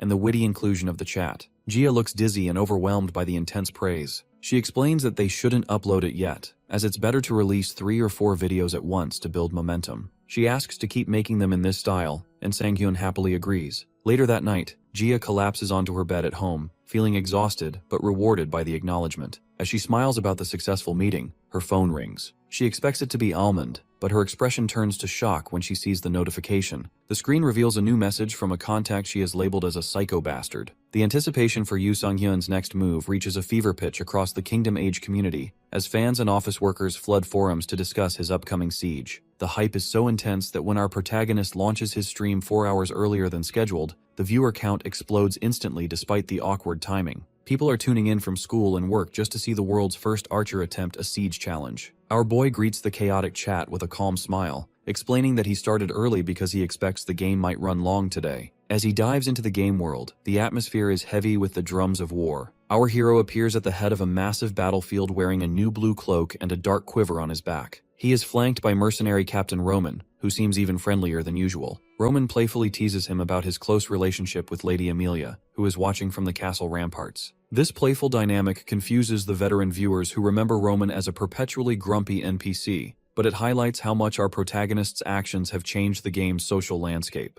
The lighthearted moment ends quickly as a soldier blows a war horn, signaling a full-scale cavalry charge. While the armies clash in a roar of steel and hoofbeats, a system notification offers Sang-hyun the choice to hand over troop command to the NPC. He accepts, freeing himself to focus on a more specialized objective. Our guy looks directly into his streaming interface and declares his intention to assassinate the enemy leader in the golden armor. This bold claim triggers a mission donation from a viewer named Shy Napoleon, who offers 10,000 won for every single kill Sang-hyun manages to land. Realizing this could turn into a massive payout, our hero accepts the challenge, though he jokingly warns the donor that they must be very rich to make such a gamble. To maximize his efficiency and the entertainment value of the stream, Almond decides to move stealthily through the tall grass alone. He peeks through bushes to track the enemy's movements, while reflecting on advice from Acorn Jelly about the importance of mission donations. Because he has 80 arrows in his quiver, he calculates that he could potentially earn 1,000,000 won if every shot finds a mark. He views this not just as a mission, but as a way to maintain the pace of the stream and keep the audience engaged through prolonged fighting. The engagement begins with a series of silent, long-distance shots that pick off enemy soldiers before they even realize they are under attack. The confusion in the enemy ranks is absolute because the perfect shot mechanic makes it nearly impossible to track the trajectory of the arrows. When a sergeant tries to rally the troops and keep them moving, Sang-hyun silences him with a point-blank shot to the head. This display of lethal precision eventually reveals his location, as a soldier spots him in the southwest bushes and alerts the commander. Instead of running, our protagonist remains calm and counts out exactly 20 arrows, driving them into the ground in front of him. He tells the shocked chat that since 20 soldiers are charging his position, he will prepare exactly 20 shots. What follows is a masterpiece of virtual archery. As the soldiers move through the forest, Almond triggers his consecutive shooting skill. A rapid montage of blue glowing arrows streaks through the air, hitting every soldier in the head with clinical speed. In a matter of seconds, all 20 attackers are lying dead on the ground, and a system countdown marks the end of his skill streak. Sang-hyun stands alone with his glowing bow, noting that he has already earned 230,000 won from that single encounter. The efficiency is so terrifying that the remaining enemy forces are left scrambling for reinforcements. Back in the real world, his editor Seojia watches the monitor with a blushing, happy expression. She is captivated by his unwavering self-confidence and the fact that his genius isn't based on simple belief, but on proven success. She realizes that this is exactly why people are falling for him, as he perfectly represents the image of a true master that people aspire to. As the stream continues, a flood of new donations pours in from fans who are completely sold on his performance. Almond draws his bow with absolute focus, releasing an arrow that streaks across the field to strike a fleeing soldier in the back of the head. This clinical execution triggers a golden system notification for 40 consecutive kills, prompting the stream chat to joke that since there are no survivors left, this technically counts as a successful assassination. Our hero calmly checks his quiver and notes that he has exactly 40 arrows left.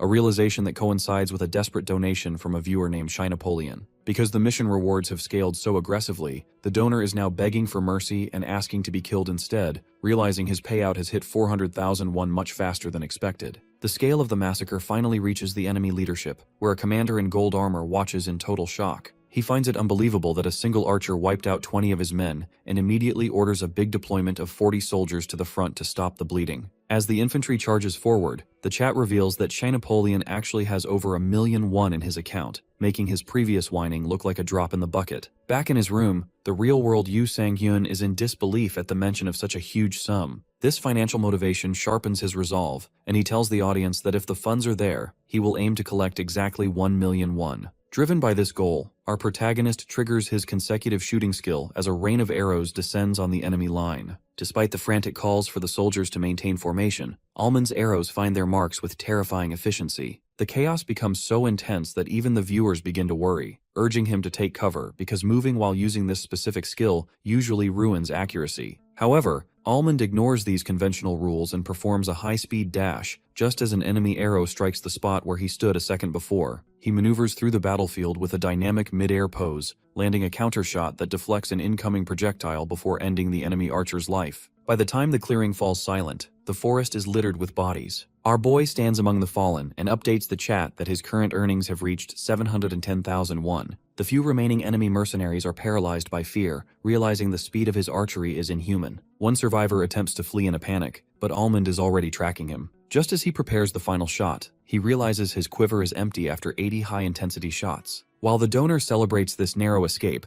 Almond refuses to let the mission end on a cliffhanger. He dashes after the fleeing soldier and, in a display of brutal efficiency, snatches an arrow out of a dead body's head to knock it into his bow. The final arrow finds its mark, sealing the mission with a total massacre of 60 enemies. A mission accomplished banner flickers on the screen, and Shinapolian follows through by donating the full 1,000,001, though he admits the loss is painful. While Almond thanks him for the massive support, the victory feels hollow within the game's narrative. As the dust settles at the castle, the regular army soldiers begin cheering for a knight named Sir Robern, crediting his leadership for the win. The chat is furious at the injustice, pointing out that Almond did all the heavy lifting while the knights simply watched. Even the usually stoic protagonist looks dejected, noting that killing 100 enemies apparently wasn't enough to get noticed. The tension shifts from the battlefield to the payroll when Captain Roman approaches Almond with a look of deep frustration. He apologizes for the way the knights treat mercenaries, explaining that Sir Robern and his men intend to pay only the basic wage despite the massive contribution of the mercenary units. When Roman tries to protest, Sir Robern overhears him and looks back with a cold, elitist sneer. The knight mocks the very idea of mercenary performance, claiming that while knights fight for their lives, mercenaries only care about protecting their own skin. This blatant insult causes Roman to clench his fist in a silent rage, while Almond stands quietly in the background, observing the blatant disrespect from the commander. Our boy internally acknowledges that this is a common stereotype. He knows it's a total prejudice. Because mercenaries must build trust to survive as a business, they actually have to fight properly from the start. Roman stands there unable to reply at first, but his expression turns serious as he stares up at the knight. He points out that it isn't very honorable to throw away their respect as soon as the war ends, especially since he thought their skills were recognized. To defend his team, Roman gestures toward Almond and reveals that the young man alone killed 100 enemies. He asks if the knight still thinks they did nothing. Sir Robern reacts with mocking laughter, and his fellow knights join in, finding the idea of an archer killing 100 men to be a hysterical joke. The stream chat reacts to this injustice with anger, with some fans joking about killing Robern on the spot. Roman clenches his fist so tightly it trembles, but he keeps his frustration in because the difference in status is too great. He looks back at Almond with a pained expression, but a sudden commotion cuts him off. A figure in intricate golden armor walks forward with an air of authority. Almond notices the person has an arrogant, noble vibe and realizes they must be high status because even Robern looks terrified and starts sweating. The armored person ignores Robern's stuttering excuses and criticizes the Jeanneret for taking the castle without shame. When they spot Almond and Roman in the field, they approach our boy directly. The commander asks if he is a knight, but Roman steps in to clarify that he is a mercenary. This causes the armored figure to stare intensely at our hero, asking if he truly is the one who secured 100 kills alone. Sir Robern tries to dismiss this as a joke, mocking the idea of an archer hiding behind others while achieving such a feat. The armored person looks at the knights and calls them foolish for their lack of belief. They reach up to remove their helmet, asking Almond if he really plans on working with people who don't recognize his worth. As long dark blue hair is revealed, the chat realizes the commander is a beautiful woman with sharp blue eyes. It is Rosanita, the second heroine of the game. She offers him a job right then and there, causing the chat to explode because she is appearing in tolerant territory. A system selection menu appears in front of Almond with two choices. He can say he is honored by her recognition, or state that he has already sworn loyalty to another. Our protagonist looks deeply conflicted as he recognizes the effort the developers put into Rosanita's design. While the chat is divided and pressuring him to choose, Almond thinks about his progress with Amelia. He feels an attachment to her since they've been together from the start. Just as Rosanita demands an answer, our guy taps the logout button and ends the stream on a massive cliffhanger. While the fans in the chat are left howling in frustration, the perspective shifts to the real world where Juhyuk is meticulously analyzing the channel's growth. He realizes that these manic fans, despite their cursing, are the ones driving the channel's momentum across various communities. His data analysis reveals that while male viewers donate more frequently, female viewers provide the highest total revenue. He starts planning to shift their next project to a game distributed by Funk, but his professional focus is shattered when his father bursts into his room in a fury. The director of Juhyuk's former company called his father to report the resignation, and the elder man is embarrassed by the blow to his image. Under the weight of his father's terrifying glare, Juhyuk is forced to submit and agree to return to the family business the next morning. Left alone in his room, Juhyuk experiences a moment of profound sadness, wondering if his week of hope and hope was just a beautiful, fleeting dream. He sits at his computer one last time with tears in his eyes, feeling that the dream lasted too long to let go of easily. The next morning, Sangyun is jolted awake by his doorbell ringing at an ungodly hour. He stumbles through his dark apartment, wondering who could be visiting so early. When he opens the door, he finds a sweating Juhyuk standing there with a suitcase. Before our hero can even process the sight,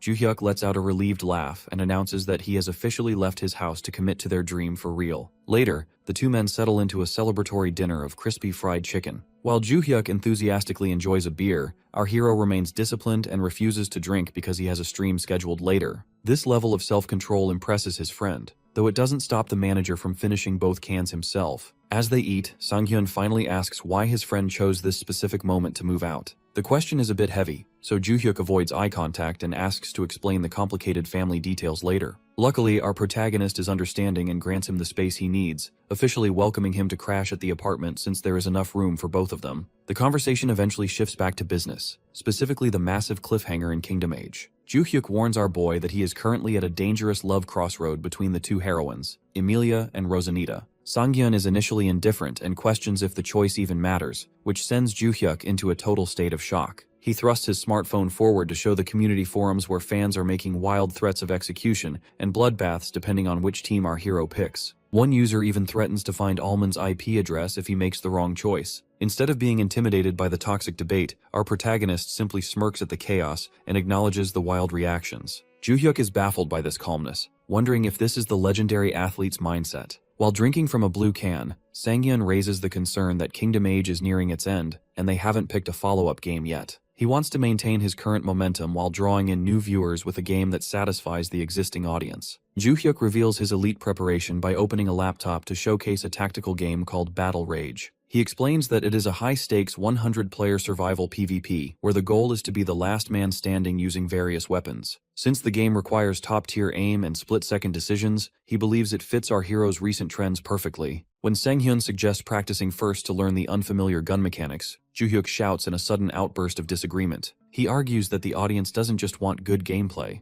they want to see an unrivaled genius who can dominate on day one without any preparation, just like he did with his first archery stream. To prove that Sangyun is capable of this, Juhyuk asks about his training scores. Our boy reveals that he has been clearing the capsule's built-in agility and direction simulations on the hardest difficulty every day. When Juhyuk checks the global rankings for Sangyun's optimization code, he freezes in total disbelief. It turns out our hero is ranked number 1 in the world with 12,000 points. This confirms that his talent isn't just limited to archery, but that he is a natural genius across the board. This revelation energizes Juhyuk, who cheers excitedly and punches the air before insisting they register for Battle Rage immediately. Back inside the capsule, Sangyun prepares to start his stream earlier than usual to test which time slots pull in the most viewers. Juhyuk wishes him luck, though the two share a bit of playful banter before the capsule lid closes. As the full dive initializes with blue digital light, our hero returns to the battlefield where the beautiful commander Rosanita is still waiting for his answer. Almond realizes this choice will dictate the entire direction of his playthrough,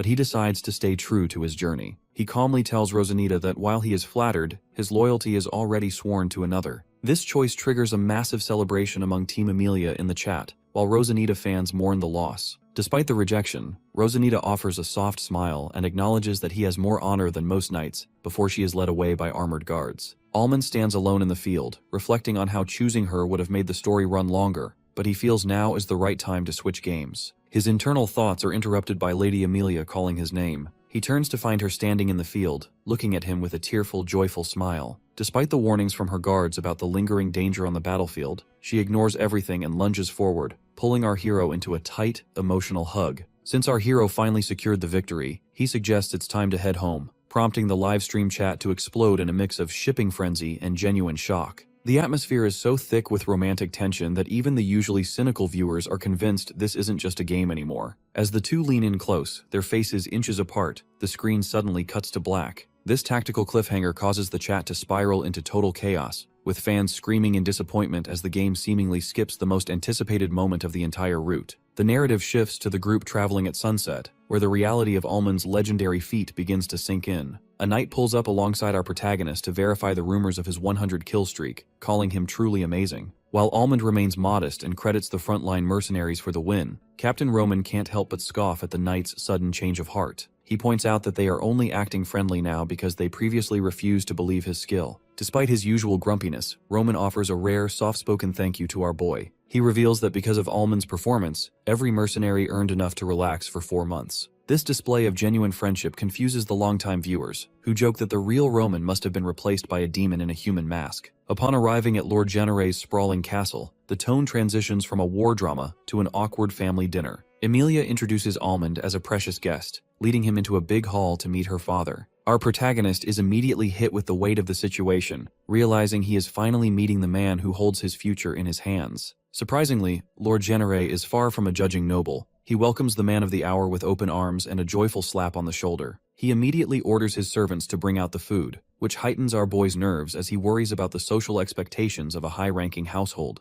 The comfort is short-lived as a system notification appears, officially triggering a high-stakes dinner minigame. Because mercenaries aren't known for their table manners, the game forces Almond into a frantic rhythm-based event to avoid embarrassment. He finds himself staring at a water bowl and matching hand-washing symbols as notes fly across the screen. This sudden shift into a rhythm-dating sim hybrid leaves the chat howling with laughter as they watch our hero try to maintain his composure while performing a perfect score. Whether it's solving a jigsaw puzzle of a meat dish or matching shapes to eat stew, the game makes it clear that in Kingdom Age, even a simple meal is a battlefield. Back in the real world, Sang-hyun lies slumped in his chair, feeling more mentally drained by this dinner than he ever was by the actual siege. The dinner reaches a turning point when Lord Genere sets down his cup and offers Almond a position as a knight. This rare quest path stuns the community, as the knight route has never progressed this quickly for any other streamer. As 2 blue selection boxes flicker on the screen, Almond faces a major crossroad: accept the honor of knighthood or stick to the wandering life of a mercenary. He realizes that choosing Emilia has pushed the game much further than he expected. Just as the tension reaches its limit, Almond pulls his signature move and abruptly logs off,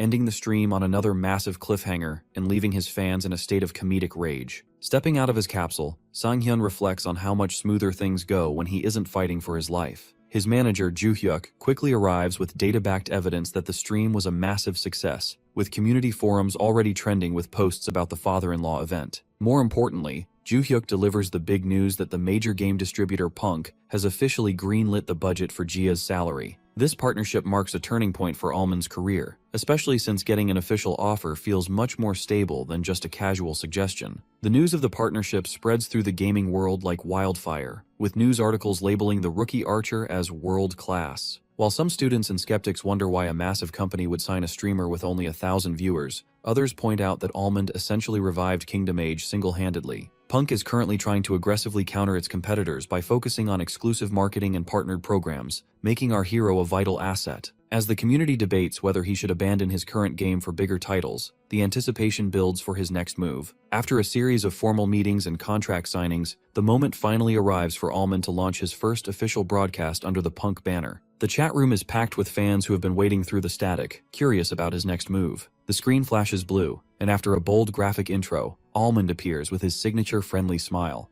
He introduces himself with a newfound sense of authority, ready to transition from a rookie archer to a professional representative of the gaming world. Yoo Sang-hyun launches a formal video announcement to introduce his new AllTube channel. He starts by offering a friendly greeting and expresses his deep gratitude to the fans, noting that their support is the only reason he secured such a major deal. While viewers and office workers across the city react with shock to the news of a rookie landing a corporate giant like Punk, our hero focuses on his content rollout. He explains that his editor, Seojia, is already hard at work remastering his legendary perfect shot clips and previous montages for the grand opening. As he promises more exciting content, the gaming community descends into a frenzy, with forum comments flooding the screen in total disbelief over his rapid rise to the top. To celebrate the successful launch, Sang-hyun and his manager, Joo-hyuk, settle into a booth at a local restaurant for a feast of fried chicken. Joo-hyuk praises his friend's hard work, though he feels a bit of regret that Jia couldn't join their company dinner. Our protagonist remains grounded, viewing it as just a casual meal out, but he is genuinely impressed when Joo-hyuk points out that Jia managed to edit 3 high-quality videos in just 2 days. Sang-hyun clarifies that she actually worked on those in her spare time before she was even officially hired. This realization leaves Joo-hyuk floored, as he can't understand why someone so dedicated acted so indifferent during their initial job offer. The peaceful meal is suddenly threatened when our boy tries to ask Joo-hyuk about the real reason he left his family home. Before he can finish the question, Joo-hyuk spots a group of men entering the restaurant and pales. Because the restaurant is located near their former workplace at Asung, their old team, led by the toxic manager Park, has just arrived for a meal. Joo-hyuk tries to force Sang-hyun to hide under the table so they can slip out unnoticed, but it's unfortunately too late. Manager Park spots them immediately and approaches with a mocking grin,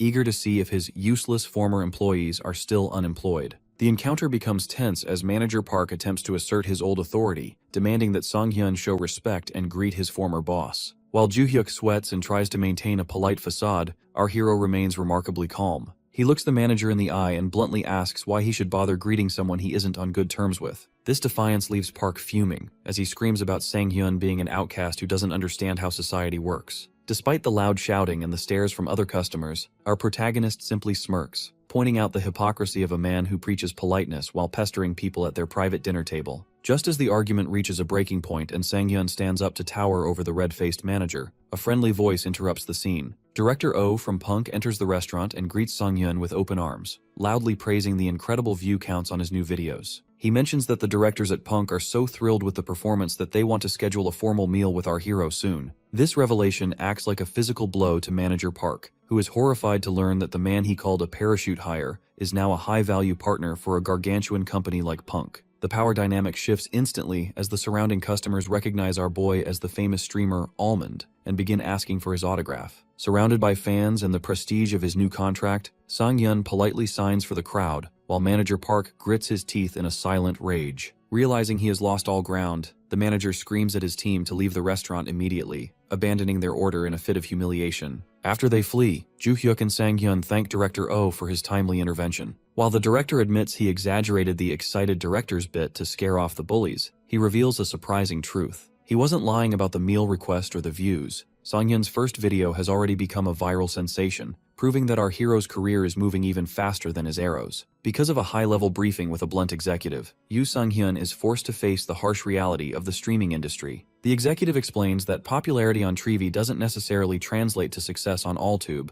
insisting that a creator needs to upload at least 20 videos to identify any sort of profit trend. This professional warning makes the recent performance of our hero's official channel feel like a genuine miracle. Back at home, a sweating Sang-hyun stares at his smartphone in disbelief while brushing his teeth. Despite his low expectations, the statistics for his first 3 AllTube videos show they have already amassed over 50,000 views each in just one day. He recalls hearing that even the #1 streamer on Treevee, Bubblegum, failed on this platform, which makes his own situation feel like a ridiculous fluke. Sang-hyun vigorously brushes his teeth while he realizes this victory is largely due to the advice of his manager, Joo-hyuk. This success is a direct result of the viral montages created by Seojia. Even before she was officially hired, her Dignity of a Sniper video drew massive attention to his gameplay. While taking a slow sip of coffee, Sang-hyun feels fortunate for her impact. Meanwhile, Joo-hyuk shares a laugh over the fact that their former toxic boss, Manager Park, is currently fuming. Because Director Oh from Punk backed them up, the old office bullies are convinced our boy is being protected by a powerful big shot. The peaceful morning transitions into a routine as Sang-hyun heads out for a jog. Even though he is retired from professional sports, he refuses to let himself slack off,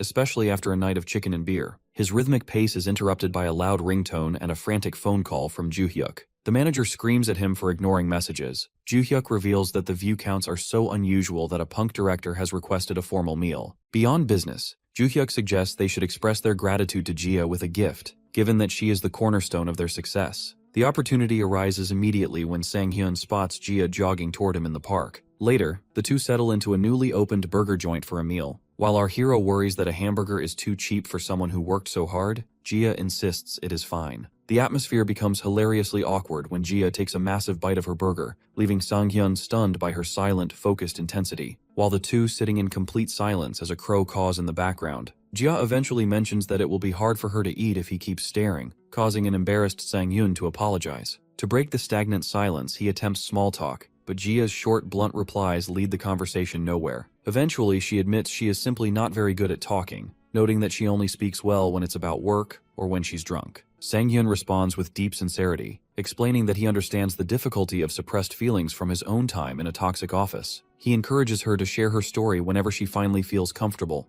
a gesture that leaves Jia feeling moved by his maturity. The narrative shifts back to the virtual world as a new stream begins. The chat is flooded with Alha greetings as fans congratulate him on his official partnership with Punk. Sang-hyun addresses his audience and makes two big announcements. He is now an official partner, and today he will finally decide the fate of his character in Kingdom Age. Despite the fans' curiosity about future games, our hero chooses to follow the night route, triggering a majestic ceremony. In the middle of a heavy snowfall in the castle courtyard, Lady Amelia officially appoints him as her knight. The scene is filled with a sense of completion as she rests a ceremonial blade on his shoulder and smiles radiantly. While the chat gushes over the beauty of the ending, a sudden time skip occurs. Sang-hyun finds himself in a majestic library, now dressed in a luxurious green and gold knight's uniform. However, the piece is short-lived as the screen begins to crackle with intense orange flames. A final quest scroll unrolls and bursts into fire, revealing a message that sends a surge of digital energy through our protagonist's body. Because he has claimed his title, he must now face one final trial to prove his worth as a knight, marking the beginning of the end for his journey in this world. This causes a bit of confusion since he assumed the title was already his. Before he can even process the notification, a servant boy bursts through his doors in a total panic. Because our hero isn't even dressed yet, the servant begins frantically gesturing and screaming that he'll be late for a competition. Almond has no idea what he's talking about, leading the servant to jokingly ask if he smoked opium the day before. The stream chat finds this hilarious, but the situation turns serious as the servant begins physically checking our boy to determine the legitimacy of his title. Luckily, they run into Lady Amelia. The servant is terrified that she heard him complaining, but she ignores the help and leans in to kiss Almond. This sudden reward shocks both the hero and his viewers, though our protagonist eventually justifies it by noting their relationship has naturally progressed to this point. Amelia looks him in the eye and warns him that if he fails this competition, their future together is at risk. Because she has complete faith in him, they head to a massive stone arena nearby where a crowd is already waiting. Unfortunately, a mocking noble named Count Alberto is there to greet them. He sneers at the Genere family for taking in a commoner and questions the validity of a knight without noble lineage. The stream chat immediately recognizes him as a recurring villain from other game routes and expresses a collective desire to see him defeated. When Alberto dismisses Almond's past achievements as unproven rumors, Amelia tries to defend him by bringing up the fall of Talorant. This only makes the Count more aggressive, leading him to scream at her for insulting a high-ranking noble in front of a nobody. Almond decides to step in and reassure Amelia, telling her not to worry. He stands tall and reveals that he was actually the one who suggested this competition to prove himself. As he enters the dusty arena, the crowd erupts into chants of his name. Count Alberto mocks him one last time, asking about the rules of the match before revealing the true challenge. He claims a true knight should be able to face a troll alone and releases a massive, muscular monster from behind iron gates. The spectators are terrified because trolls are notorious for their ability to regenerate, meaning a bow shouldn't be effective against them. The chat even suggests he might need a mace or a slicing weapon to deal enough damage. While the nobles suddenly vanish from their box to seek safety, Almond remains alone in the arena with the beast. He notices the troll isn't attacking immediately, so he takes the opportunity to draw an arrow. Despite the chat's skepticism, he fires a single shot that pierces the monster's chest. This creates a massive explosion of blood that leaves the entire stadium in silence. Because he used a perfect shot, the troll dies instantly, bypassing the regeneration mechanic entirely. Count Alberto is so stunned he can only stare with his mouth open, while the chat laughs at how our hero's basic attack is essentially an ultimate move. This victory secures his honor, and the scene transitions to a grand wedding ceremony where a blushing Amelia celebrates their union in a bridal gown. As the credits roll, Sang-hyun reflects on how this first virtual reality game has changed his life over the span of just 1 week. Back in his dark gaming capsule, he acknowledges that Kingdom Age is truly over and decides it's time to move on. His fans are already suggesting new games, specifically PvP titles where he would have to face real people instead of AI. Our protagonist feels a surge of pressure because he knows human opponents won't go easy on a newbie, and his reputation as a genius could easily be destroyed if he fails. However, he refuses to stay still out of fear. He looks into the camera with a confident grin and announces that his next challenge will be Battle Large. Before starting the next phase of his career, Yoo Sung-hyun sits down for a meal with his manager, Joo-hyuk. They sit at a kitchen table surrounded by a holographic projector and fried chicken, where Joo-hyuk expresses deep concern about the transition. He worries that fans of Kingdom Age will abandon the stream once the game changes, but Sang-hyun takes a sip of his soda and remains calm. Our boy explains that losing half of his viewers is a standard risk for variety streamers, but it is a necessary move because audiences eventually lose interest in creators who don't show growth. The reality of this shift hits home back in the present as the stream continues. Sang-hyun smiles for the camera, yet internally he feels a sharp sting as his viewer count rapidly drops from 2,000 to just over 1,100. He manages to stay positive by telling himself this was expected, especially since he still has to wait for Battle Large to finish downloading. The chat is filled with shock that he is a complete beginner who hasn't even pre-installed the game, leading to a flurry of messages about how rare it is to see a total newbie in such a realistic title. During the wait, a donor named Affogato gives him a heads up that Battle Large is grounded in the real world and is quite different from Kingdom Age. This information makes Sang-hyun reflect on his experience with the real Olympic simulation, which makes him more excited than nervous. Once the system confirms the download is complete, our protagonist enters the game. He is immediately transported into a military helicopter flying through a cloudy sunset, surrounded by the deafening roar of rotor blades. Inside the aircraft, a tactical soldier yells for the group to prepare for the drop. Sang-hyun looks down at his black combat boots and realizes his legs are shaking violently from the realism of the height. While the aerial view of the town below is breathtaking, the sheer drop is terrifying. When the soldier screams at him to jump, our hero hesitates, prompting the chat to mock his fear. Eventually, he is forced out into the sky, tumbling in a total panic while other players shout with excitement. Because he only watched a tutorial video and didn't expect the physical sensation to be this intense, Sang-hyun grapples with his parachute cords as he plummets. Luckily, the chute opens automatically, allowing him to catch his breath, though he quickly realizes he is falling too fast. He hits the ground with a massive dust cloud and a pained groan, rolling across the sand. The viewers laugh at his clumsy landing, but the peaceful moment is short-lived as the camera reveals a ruined city where players are already engaged in brutal fistfights. Two nearby players spot his awkward arrival and immediately target him, shouting that a noob has landed. Sang-hyun scrambles away on all fours in terror, wondering if his low level is visible to everyone. The chat clarifies that his landing gave him away, so he kicks open the door of a nearby white building to find a weapon. While panting inside, his eyes widen as he spots a compound bow sitting on a dusty table. Our protagonist recalls using these for fun during his days as a professional athlete, and feels a surge of confidence as his fingers grip the handle. Suddenly, a heavy sound from the outdoor stairs alerts him that his pursuers are moving to the second floor. A trio of players enters the hallway above, assuming Sang-hyun is still hiding on the first floor without any gear. Just as they begin to move through the hallway, an arrow pierces the leader's chest. The system announces the elimination, leaving the remaining two players in total shock. They realize their teammate was killed by a bow and attempt to retaliate, but our hero is too fast. Sang-hyun draws back again and fires an arrow that strikes the second player directly in the eye, triggering a double kill. The third player decides to run away rather than face the sniper,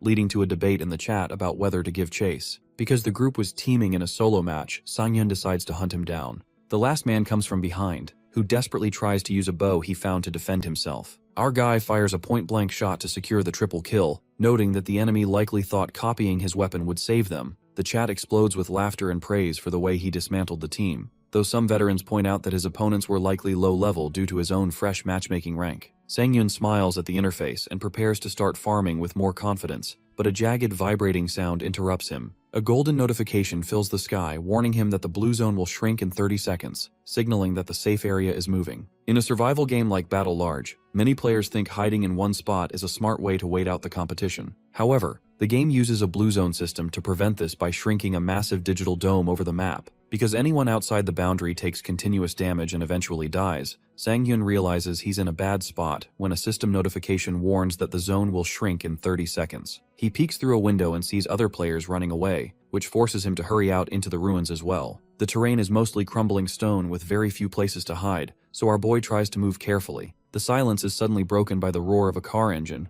and he ducks behind a low wall while hoping the driver just passes him by. Unfortunately, a bullet strikes the stone right next to his head, followed by a hail of gunfire that sends sparks and dust flying. This jump scare leaves our hero breathless and startled, causing his chat to laugh at his panicked expression. He feels a bit embarrassed and tries to justify his reaction by reminding everyone that this is his first game, but the viewers are too busy enjoying the cute moment. The situation gets worse as the car speeds toward him, forcing him to sprint away from the wall. He realizes the enemy is using the vehicle to close the distance, but he is shocked when their bullets actually destroy the corner of the wall he was using as cover. He slides behind a more durable stone pillar just in time to avoid another volley. From this position, he spots an enemy in camouflage gear who is frustrated that his assault rifle isn't landing hits. The enemy screams for Almond to stop struggling and come out, but our protagonist stays low and waits. Sang-hyun notices another group of 3 players standing by a jeep, and his chat immediately realizes these people are teaming in what was supposed to be a solo match. He doesn't let the injustice distract him and prepares a shot with his compound bow. He fires an arrow that lands with a loud impact, instantly eliminating one of the attackers. Because the enemies aren't wearing helmets, the kill is easy. The remaining teammates are shocked by the one-shot kill, but before they can figure out that bows deal high default damage, Almond fires again and takes out a second player. The last teammate runs behind a rock in fear and screams that Almond must be a high-level player who deranked to farm kills. Our hero ignores the insults and uses the sound of the man's voice to pin down his exact location. He aims his bow high into the sky and releases an arrow that streaks into the clouds before descending perfectly behind the rock. The enemy screams in agony as the arrow hits, and the chat is stunned by the high-level no-scope play. Almond smiles and thanks the guy for making so much noise, noting that he determines everything based on sound. He fires another shot that results in a knocked-out message instead of an elimination. This confuses Sang-hyun until he realizes he accidentally matched into a squad match, where players can be revived by teammates. He feels foolish for making such a basic mistake, but the mood shifts when a viewer named Solo Alliance donates 10,000 won and promises 100,000 more if he wins the match as a solo player. Our protagonist accepts the mission, but he quickly wonders why the enemy was only knocked out if his teammates were dead. Suddenly, a suppressed rifle fires from the shadows, and a bullet hits Sang-hyun. The impact feels incredibly real, throwing him back as blood splatters. He manages to roll across the sand and dive through a hole in a wooden wall to find temporary safety. As he sits panting, he notices his digital heart rate gauge is flashing red. This is a safety feature that forcefully logs players out if their vitals get too high,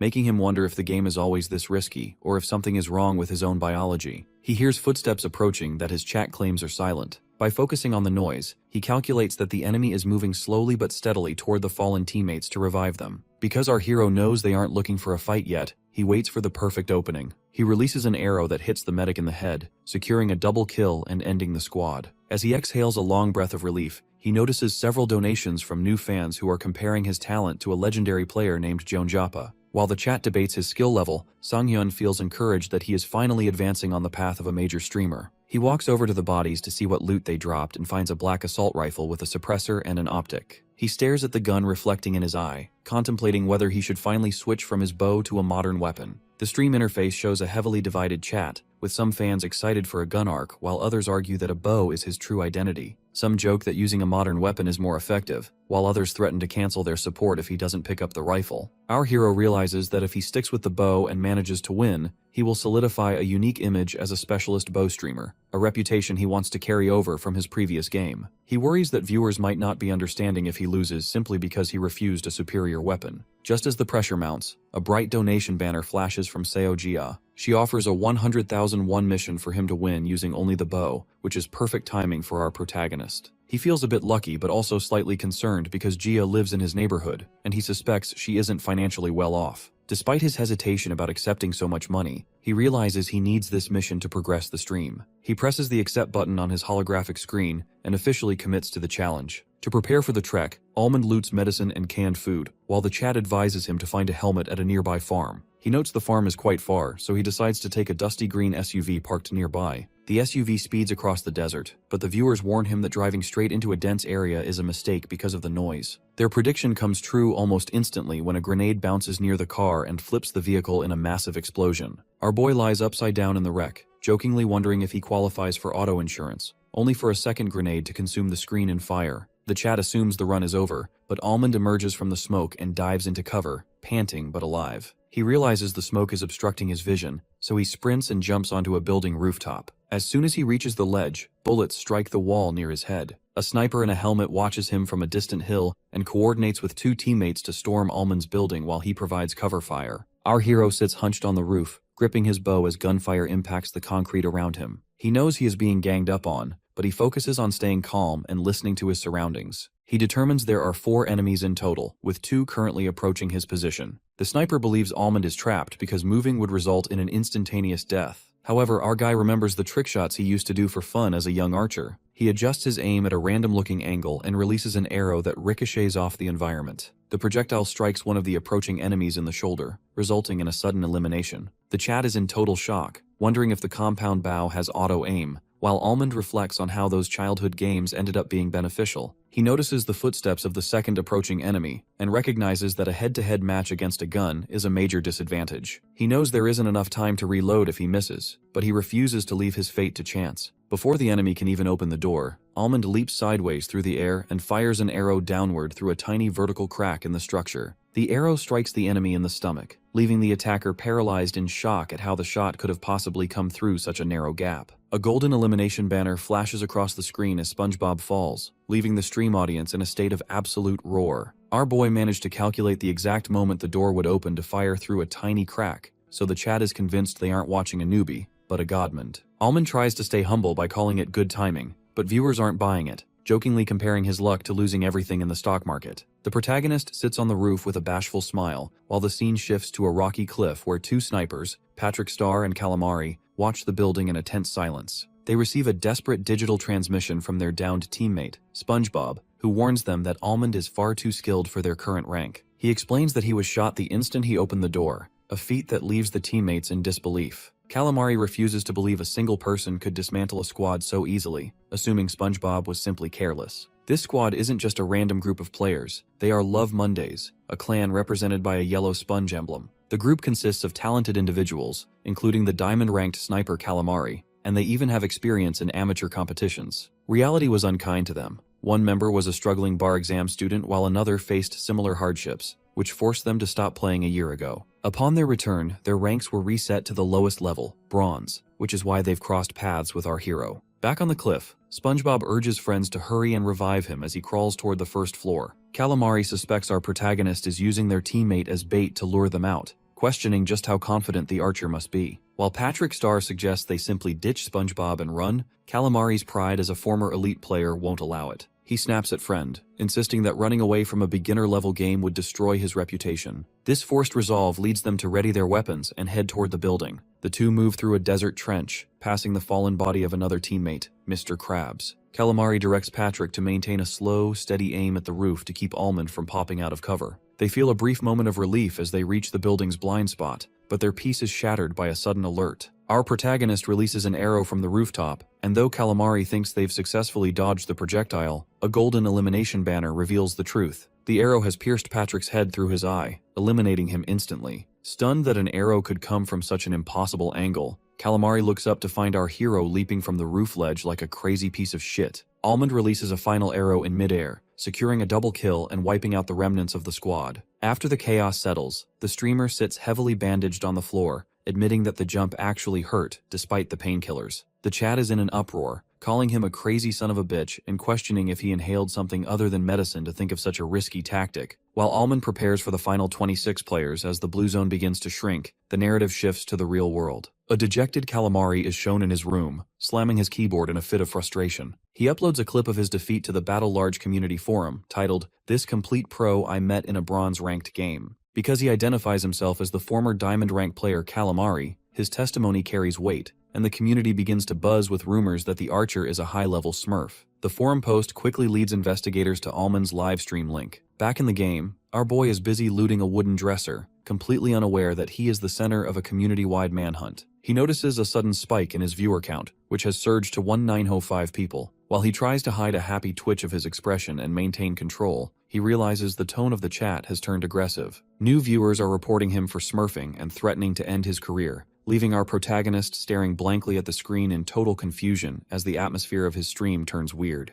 Almond initially hopes the attention is good, but quickly spots aggressive messages accusing him of smurfing, the practice of high-ranked players picking on beginners. A forum post goes viral, claiming our hero is a professional gamer hiding behind a fresh account. Although the accusations are based on a misunderstanding of his raw talent, the backlash is immediate, with several viewers reporting the channel and mocking his supposed smurfing days. Our protagonist looks at his holographic stream interface with a startled, sweating expression, wondering if viewers really came from a forum post. Despite the confusion and mockers explaining what a smurf is, he decides to think positively. He figures that if people watch him play, they will eventually see the truth, and he trusts Juhyuk to handle the logistics. Luckily, his focus is pulled back to the game by a system notification warning that the blue zone is shrinking. Sharp gunshots echo through the desert ruins, signaling that fighting is becoming more frequent as players are pushed closer together. Knowing he needs to stay ahead of the boundary, our boy steps firmly onto the sand and begins to move. The chat encourages him to keep using the bow, while the feed flashes with news of 5 players dying instantly. This leaves only 10 people remaining, a fact that surprises our protagonist as he crouches behind a concrete wall. He moves quietly through a building, hoping to run into players whose teammates have already been eliminated.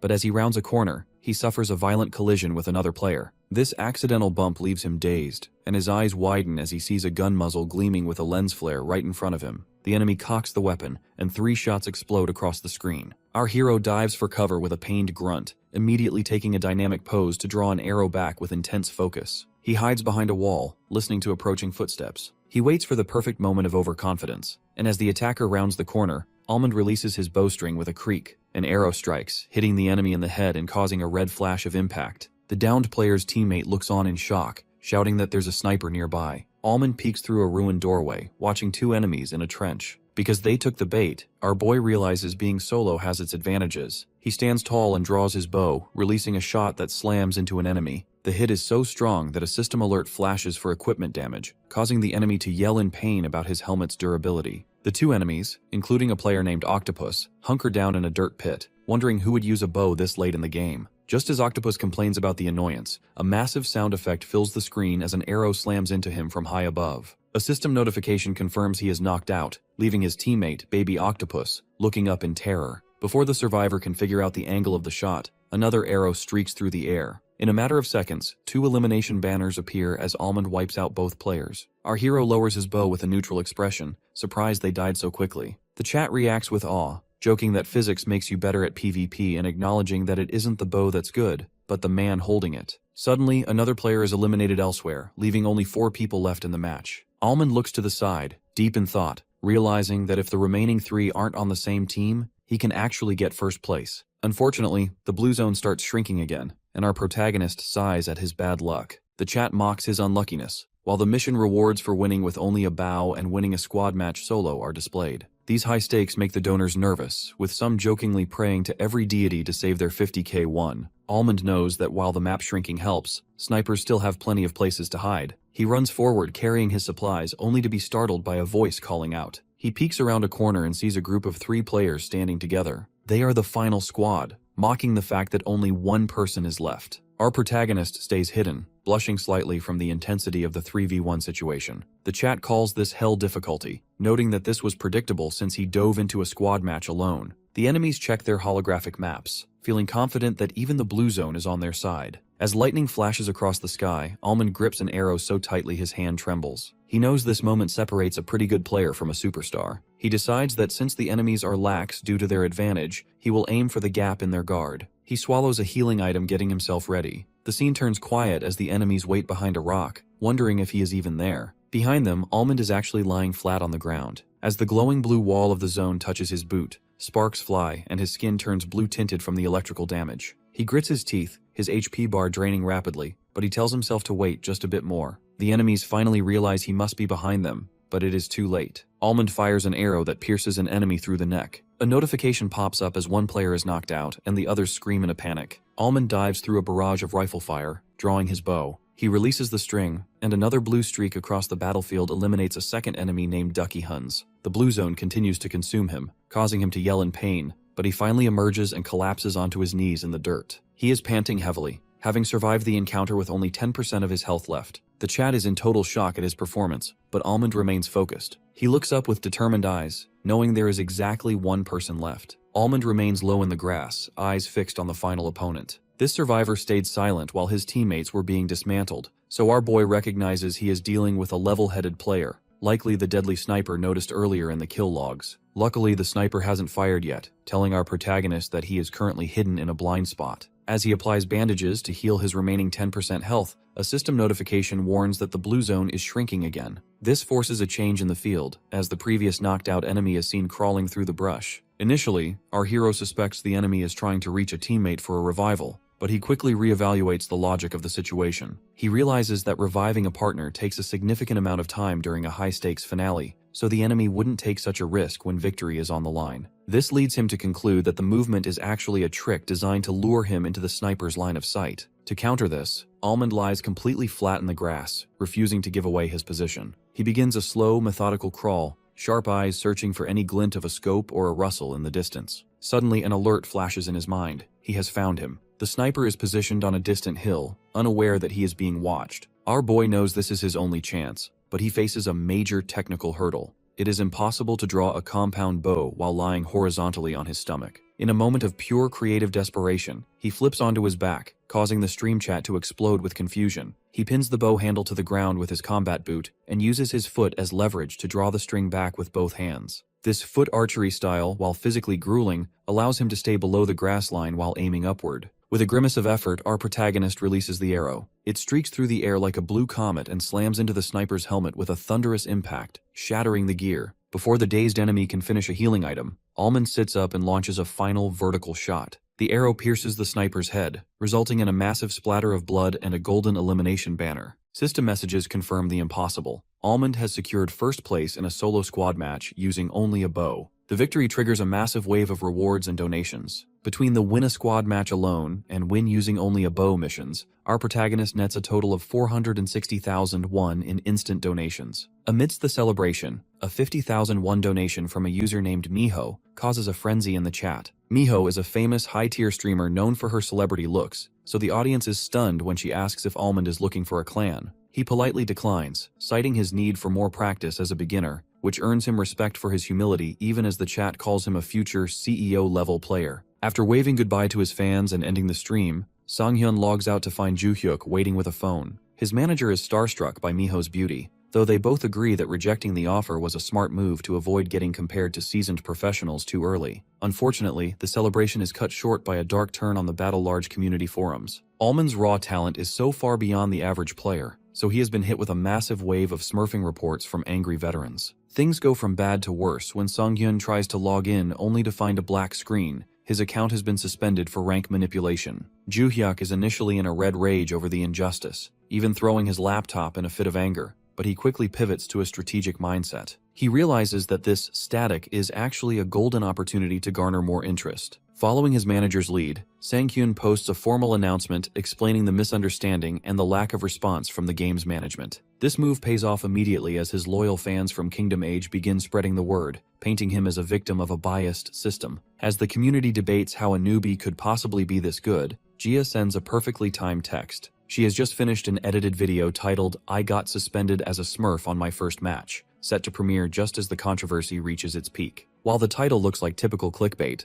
two young men at an internet cafe realize the news is legit because of the massive forum backlash from the previous day. Skeptical onlookers outside find themselves drawn in, questioning how someone could be banned for being too good on their very first attempt. The AllTube chat is on fire with thousands of viewers debating whether the video is a stunt or a genuine scandal. As the premiere timer hits 0, excitement peaks, with fans and skeptics alike ready to catch the streamer in a lie. The footage begins with a high-speed shot of a helicopter flying over a desert, signaling the start of a squad match in the game Battle Large. Our boy Almond appears visibly nervous in his tactical gear, which is understandable given that he is a complete novice. As the squad match interface fills the screen, viewers are baffled, wondering if his opponents are just bots or if the matchmaking is broken. In reality, the man behind the screen, Kim Joo-hyuk, smiles with satisfaction at the explosive audience reactions. As the video continues, initial doubt turns into pure shock because our hero starts pulling off insane plays with a compound bow. He showcases a unique, almost impossible technique where he fires while lying down using his feet. a display of skill that eventually leads him to a first-place finish. Unfortunately, the celebration ends abruptly. The screen fills with static as a narrative box explains that Almond received a Smurf report. Despite the fact that he is a brand new player, a formal account suspension notice appears on the screen, banning him for a full year. This causes viewers to explode in anger, calling the admin a nutjob and mocking the game's management. Once the premiere ends, the 4,000 viewers have nowhere to vent their frustration, so they rush to their respective gaming communities to post about the injustice. This incident quickly metastasizes because players are already fed up with how Battle Large is run, and before long the controversy is featured in official news articles on popular sites. Inside the Battle Large offices, the chief admin is furious, slamming his fist onto his desk. He screams at a blonde subordinate for suspending a player without checking his match history. The employee tries to apologize, claiming there are too many reports to handle, but the chief mockingly suggests they should hold a vote on whether the employee should be fired. After the tirade, the chief settles back and asks about the streamer's reach. Upon hearing that Almond only has about 1,000 viewers and no major connections, his demeanor shifts from anger to calculated suppression. He orders the employee to make dinner appointments with forum admins to squash the story, viewing the entire situation as an insignificant annoyance that is interfering with his upcoming promotion interview.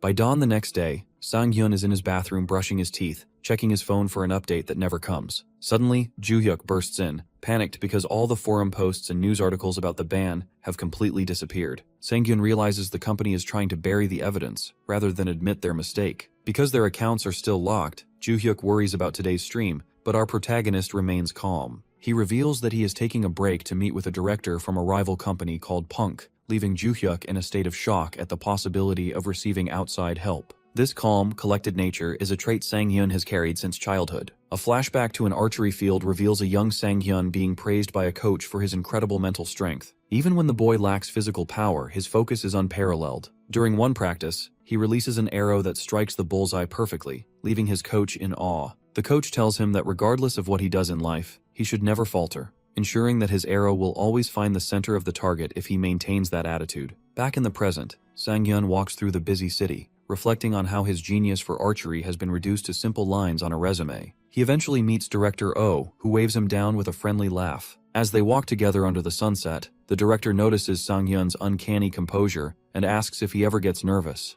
Even veteran streamers tend to feel the pressure when dining with corporate executives. Our hero admits he is simply a bit dull by nature, though the director points out that his sharp gameplay suggests otherwise. When Sang-hyun learns that director Oh has actually been watching his streams, he is surprised, but the director laughs it off, noting he chose to partner with Sang-hyun specifically because he saw that potential firsthand. The pair arrives at a high-end sushi restaurant, an environment so luxurious it makes our protagonist worry. He wonders if he has actually earned enough for the company to justify such an expensive meal, but director Oh reassures him that his contributions have already far outweighed the cost. While the director steps out to bring in Punk's director, Han Tae-ho, Sang-hyun is left to wonder what he has done to deserve such high praise. When Han Tae-ho finally enters, Sang-hyun offers a polite bow. During their initial handshake, the director notices Sang-hyun's hand trembling slightly. This detail makes the executive wonder if the young man is simply paralyzed by nerves, or if there is a deeper reason for the physical reaction. As the meal begins, the group enjoys a series of appetizers, or sumami, followed by sushi served by the master chef, Tuji-san. Han Tae-ho is in high spirits, joking that the food tastes even better when it's charged to the company card. Sang-hyun finds the filefish and scallop incredible, and his familiarity with the proper dining etiquette surprises Han Tae-ho. When director Oh mentions that Sang-hyun previously worked at Asung, the director's curiosity is piqued. He realizes that our boy wasn't just a typical hire, he was a nepotism baby who entered the corporate world through connections. Sang-hyun feels a bit bashful, recalling how he felt like a parachute hire, but the conversation shifts when Han Tae-ho mentions he is high school friends with Lee Chil-sung, a top executive at Asung.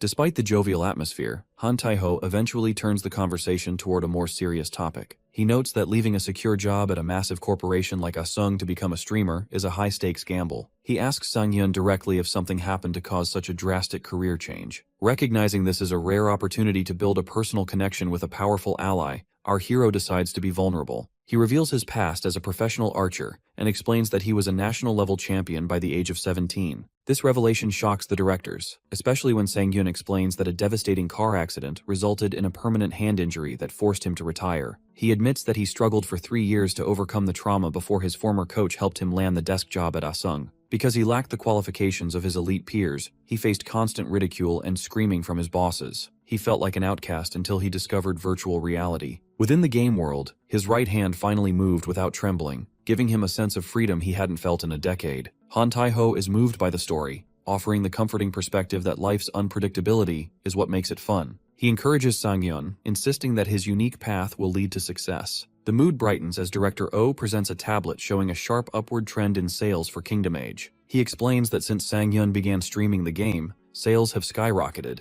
and user reviews are flooded with mentions of almond. This concrete data proves that our protagonist has genuine star power. However, when the topic shifts to his current game, Battle Large, Sang-hyun realizes he can no longer stay silent. He notes that Han Tai-ho's own son plays the game, which adds to the pressure. He looks Han Tai-ho in the eye and prepares to explain the account suspension, knowing the timing is finally right to admit there is a significant problem. Inside the lobby of the Battle Large headquarters, an admin sprints across the tiles. Breathing heavily because his manager called him so early, he masks his anxiety with a greedy smirk, assuming this urgent meeting is actually about a promotion, which is why he enters the office with such energy. However, his hope vanishes when he sees assistant manager Kim already seated on the sofa. The manager wastes no time on pleasantries, asking if they know where he was that morning. When he reveals he was in the executive director's office, the admin's face breaks into a nervous sweat. The manager looks him in the eye and asks if he knows who Almond is, causing the admin to panic internally. He recalls the news articles about the admin controversy and realizes his attempt to delete all the posts failed. Before he can lie, the manager shouts in rage, demanding an answer. Unfortunately, the situation is much worse than a simple mistake. The manager mocks them, stating that since they are leaving anyway, he won't waste time talking nonsense. The admin pales, asking if this is just disciplinary action, but the manager laughs at his ignorance. He reveals a professional profile on his tablet. Our boy, Yu Sang-hyun, is actually a partnered streamer with Punk. Because Sang-hyun increased Kingdom Age sales by 5 times, the executive director was notified immediately. The manager explains that if Punk cuts off their promotions, the company is finished. He berates them for touching a Punk partner without any proof, calling them too dull to even handle a cover-up properly. He tells them to live honestly from now on and dismisses them to the disciplinary committee. As they leave, the manager is already on the phone, confirming that the Almond case has been moved to Team 2, and the suspension has been cleared. He orders his team to prepare for an advertisement filming with Punk, noting that they need to get rid of all the dirt. Meanwhile, a heated confrontation erupts in the hallway. The admin grabs assistant manager Kim by the collar, screaming that he specifically asked if the streamer had connections. Kim grits his teeth and shouts back, reminding the admin that he was the one who wanted to bury the incident. Their shouting match turns into a physical brawl until security arrives to break them up. The next morning, the mood is much calmer at our protagonist's apartment. Sang-hyun sits eating cereal while Joo-hyuk stands nearby in pajamas, demanding to hear about the dinner with the Punk directors. Our protagonist casually mentions that it went well, and that Director Han even asked for personal archery lessons. This causes Joo-hyuk's mouth to hang open in total shock. He imagines a future where Sang-hyun is so well connected that the director considers him one of his people. While they talk, a sound rings out from the table. It is an official message from the Battle Large admin team. Because of the director's influence, the company has officially apologized for the suspension and offered in-game compensation. Joo-hyuk notices the time is exactly 9:35 a.m. This forces our hero to realize the magnitude of the support he has. The director must have called the other company's office the moment he arrived at work. Joo-hyuk happily heads to the stove, insisting on cooking a proper meal to celebrate. Ready to move forward, Yu Sang-hyun puts on a tracksuit and heads outside to work out. While stretching, he takes a moment to post a status update. My suspension was lifted. I'll be streaming at 7 p.m. tonight. The post is immediately flooded with supportive comments from fans who are thrilled to have him back. At the same time, his editor, Seo Jia, is lying on her bed smiling at her phone. She sees that the media is now siding with Almond and exposing the stubborn admin's weak points. However, she spots a new notification that surprises her. It's a video premiere from a creator named Small Long titled Battle vs. Large. The thumbnail features a bear avatar and a tagline mocking the incompetent admin. Yu Sang-hyun's recent account suspension unexpectedly turns into a massive promotional springboard for him. While a pink avatar issue all-tuber named Small Long initially tries to capitalize on the drama by mocking Battle Large's management, his plan backfires. Small Long aggressively shouts to his audience about how a first-time player could possibly be banned as a smurf,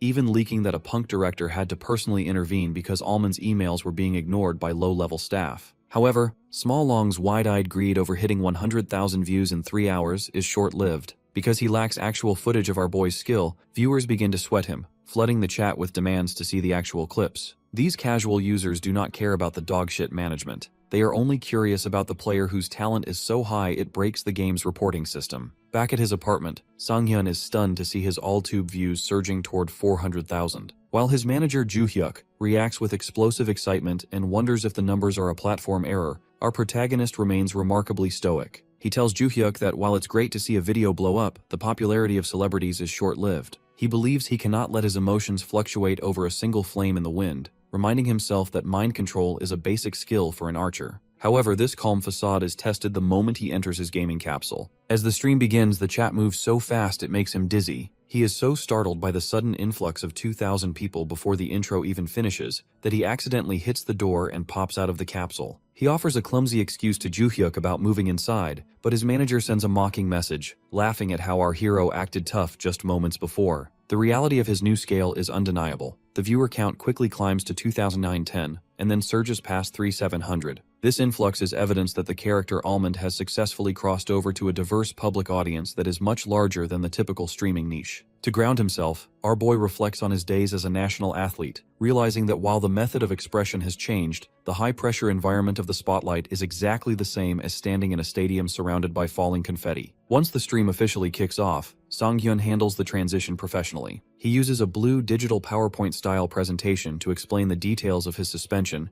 and how Punk's intervention resolved it. This transparency turns the chat against the Battle Large admins, with viewers expressing goosebumps that Small Long's rumors about corporate power moves were actually true. While a Kingdom Parrot troll tries to derail the mood by donating 1,001 to call his current path a shitty game, Almond simply smirks. He firmly announces his true objective for the 4,000 eyes watching, a solo match in Battle Large. Because he previously matched into a squad game by mistake, the chat is relieved to see him select an individual solo preparation match this time. However, the skepticism remains high. Many veterans believe that if he does not find a bow, he will be lucky to break the top 90, as even pros can be eliminated in 5 seconds with bad luck. This lack of faith does not bother our protagonist, as he knows he still has everything to prove. The stakes are raised instantly when a viewer named Believe You offers a massive 300,001 mission for a first-place victory. Driven by the mission and his own determination, Almond's focus becomes razor-sharp. He realizes that this match is the deciding factor in his career. He will either become a passing curiosity or a certified superstar.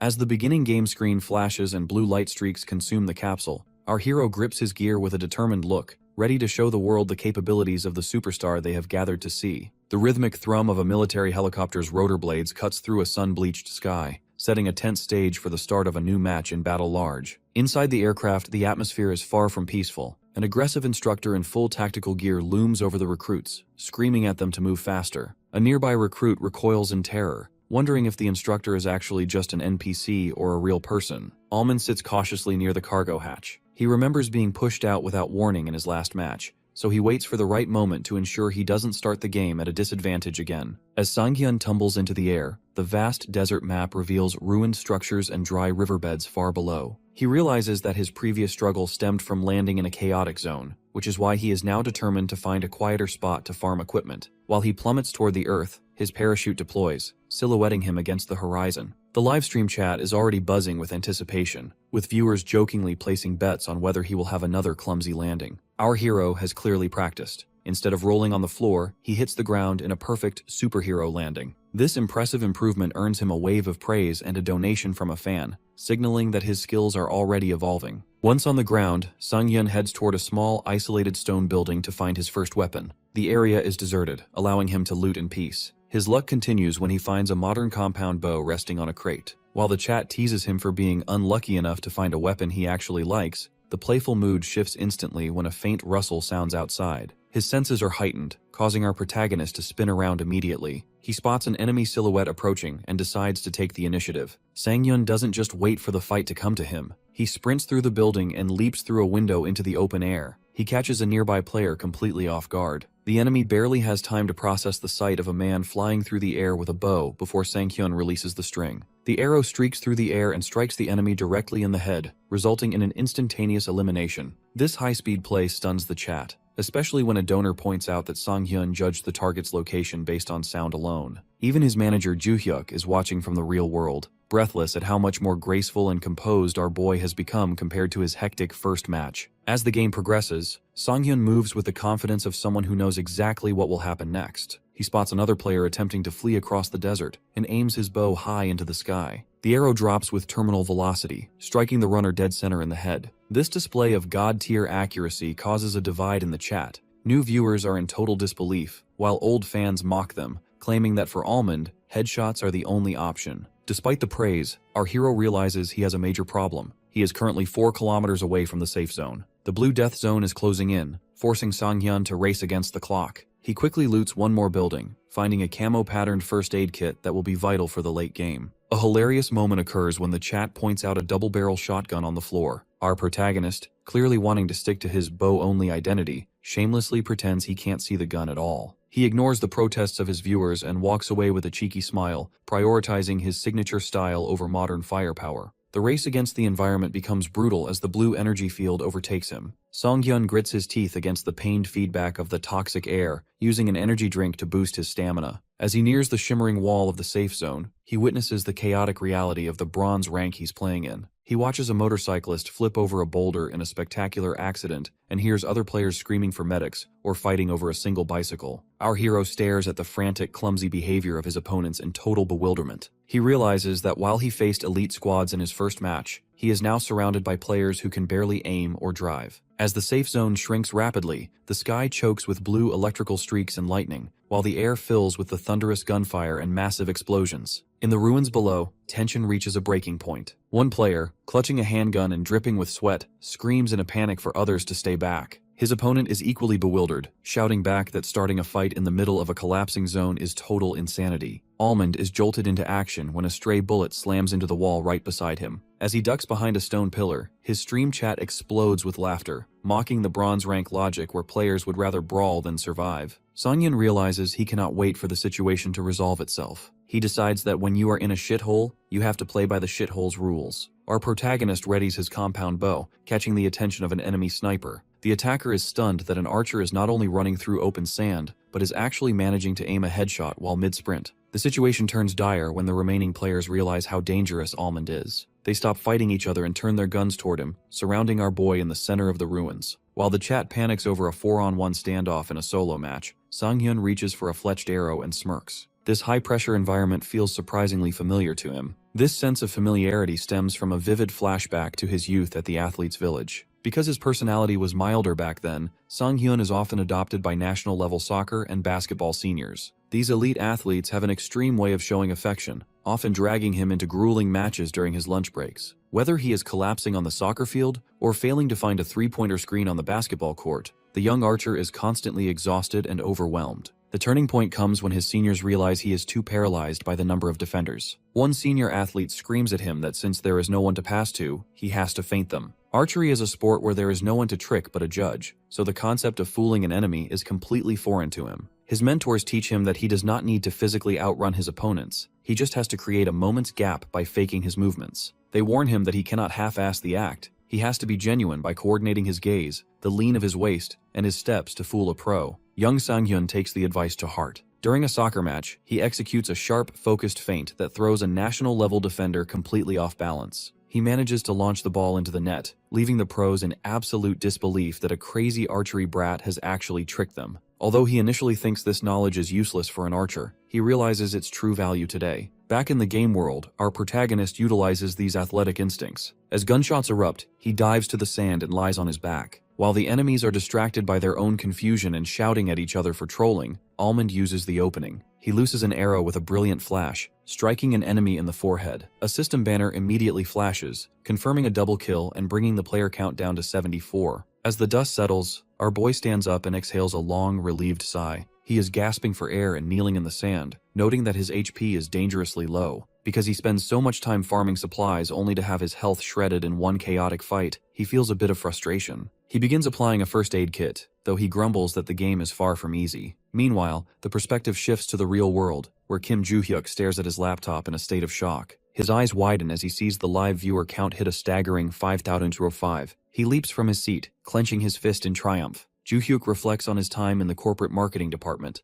realizing that his noise marketing strategy regarding the admin controversy was the perfect double-edged sword. He knows that while the controversy brought them 5,000 new eyes, it is now entirely up to Sang-hyun to maintain that interest. Watching our hero sprint forward on the screen, Joo-hyuk shakes away his anxiety. He knows that if anyone can handle the spotlight as if it were no big deal, it is Sang-hyun. An overhead view of the desolate Battle Large Desert shows Almond continuing a dominant streak. With a sudden, stylized release of his bow, he lands a perfect headshot on an unsuspecting player. Having already secured 12 kills, his live stream chat is in a state of absolute shock. Our hero ignores the praise and immediately begins rustling through the fallen player's belongings. He finds nothing but basic recovery items and bandages. This lack of high-tier loot leads Almond to complain that a decent helmet is still dodging him, even though he is systematically wiping out the competition. His viewers find this obsession hilarious, pointing out that in such a low-ranked match, most players haven't survived long enough to farm anything useful. When a donor suggests he should look through houses instead of corpses,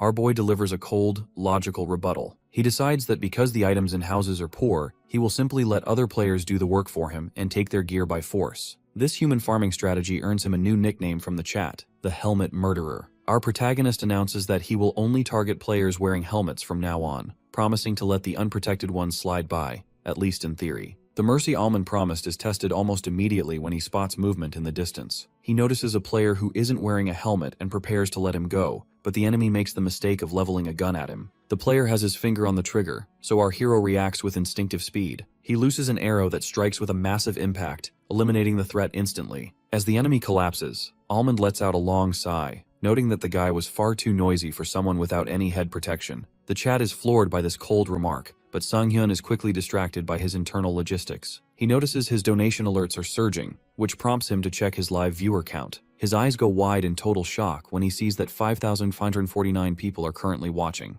This triggers a flashback to a conversation with his manager, Juhyuk, who previously explained that surpassing 5,000 viewers is the threshold for becoming a stable, full-time professional. This translates to a massive monthly income, so our boy becomes flustered and blushes, realizing his dream is within reach. He quickly tries to center himself, vowing never to check the viewer count during a match again to avoid losing his focus. Just as Sangyun tries to regain his composure, a grenade rolls to his feet with a terrifying metallic sound. This is the work of a notorious stream sniper named Bubble Sniper. These snipers are a common plague on the Tribe platform, specifically targeting the streamer Bubblegum to ruin his matches. Bubble Sniper, lurking behind a tree, assumes Almond is just a small fry, and decides to eliminate him with a single grenade to clear the way for his true target. He primes the grenade perfectly, so Almond only has 2 seconds to react once he notices the reflection in his eye. The sniper expects a quick kill, but our protagonist performs a feat of high-speed physics that leaves the audience in disbelief. In a blurred motion, Almond uses his compound bow to strike the rolling grenade with an arrow at point-blank range. Instead of exploding, the grenade is launched back through the air at a 45-degree angle. Bubble Sniper, who is already walking away in satisfaction, is startled by a whistling sound. He looks up in terror just in time to see his own grenade falling directly onto him. A massive explosion consumes the sniper, launching him into the air and leaving him soot-covered and battered in a crater. Almond walks over to the fallen sniper and looks down with a professional focus. He is delighted to see that the enemy was actually wearing a helmet. Before the terrified Bubble Sniper can even plead for his life,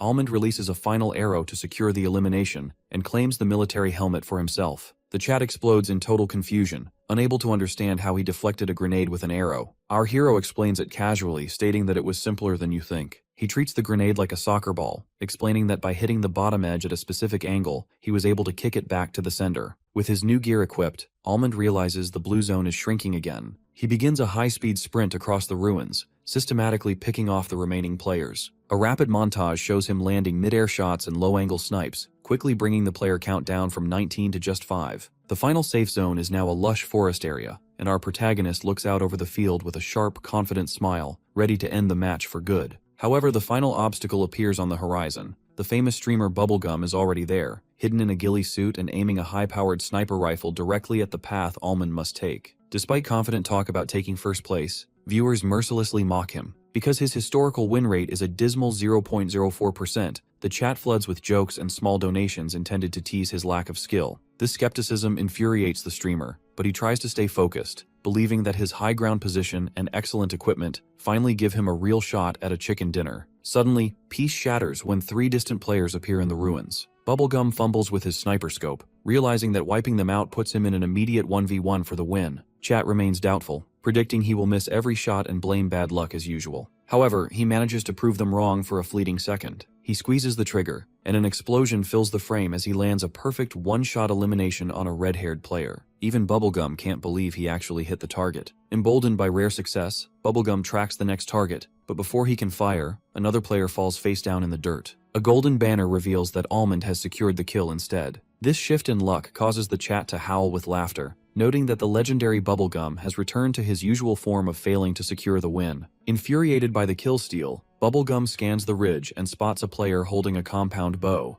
Bubblegum is baffled that someone would use a bow this late in the game, but confusion turns to a strange chill when he realizes Almond is looking directly into his sniper scope from a massive distance. Strangely, it feels as though they've met eyes across the desert. Bubblegum tries to dismiss the intimidation, racking his rifle bolt and aiming at the standing target. He mocks Almond internally, believing the archer is a total newbie who doesn't understand that an arrow can't possibly compete with the range and velocity of a sniper rifle. Bubblegum fires his rifle with a confident remark, but what happens next defies the game's logic. As the bullet streaks toward its target, Almond releases a black-tipped arrow that travels on a downward arc. In a spectacular collision of metal and light, the arrow strikes the bullet directly in midair, causing an explosion of fragments. Bubblegum is left staring at his screen in total shock, wondering where his bullet went, while his chat begins to suspect he's encountered a bug or a god-tier player. Refusing to believe what he saw, Bubblegum cocks his rifle for a second attempt. However, as he looks through the scope, he sees Almond running through the open field while drawing a new arrow. Another explosion fills his view as Almond successfully counters him again. By the third time this happens, the chat realizes this isn't luck. It is pure, terrifying skill. Bubblegum is now visibly trembling, realizing that Almond is neutralizing his superior firepower with nothing but wood and string.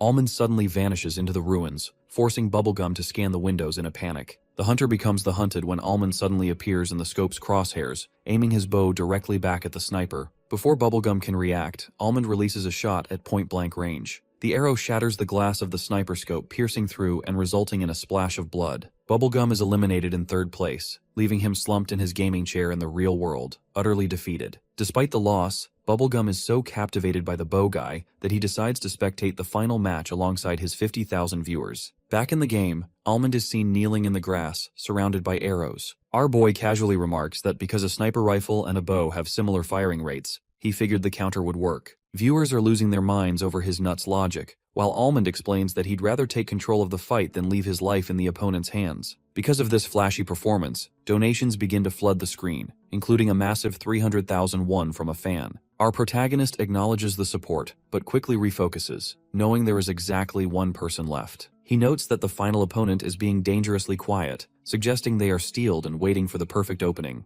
Our hero lies flat on the ground, listening for the faintest rustle of movement. Suddenly, his eyes sharpen as he detects a sound. He springs into a crouch and pivots toward a distant stone wall, drawing his bow. Although the viewers can't see anything, Almond fires an arrow that travels through the air and strikes an enemy in the helmet. The enemy reels back, shocked that their hiding spot was discovered. Almond realizes the opponent wasn't actually a cool-headed pro. They simply had a lucky location. Desperate, the enemy begins spraying a submachine gun, hitting Almond in the shoulder. Our boy remains calm, dismissing the attack as having no aim. However, the situation becomes annoying as the enemy retreats behind cover. Our protagonist notices the final player is wearing a heavy, legendary golden brown helmet. Because this unbreakable gear can survive a direct headshot, Almond realizes his usual one-hit victory won't work. Our protagonist admits the situation is annoying. He doesn't let it discourage him for long, deciding that taking down a tanky opponent simply requires a bit more effort. He begins drawing his compound bow with a look of pure determination. Our boy looses an arrow that strikes the golden helmet with a sharp metallic clang.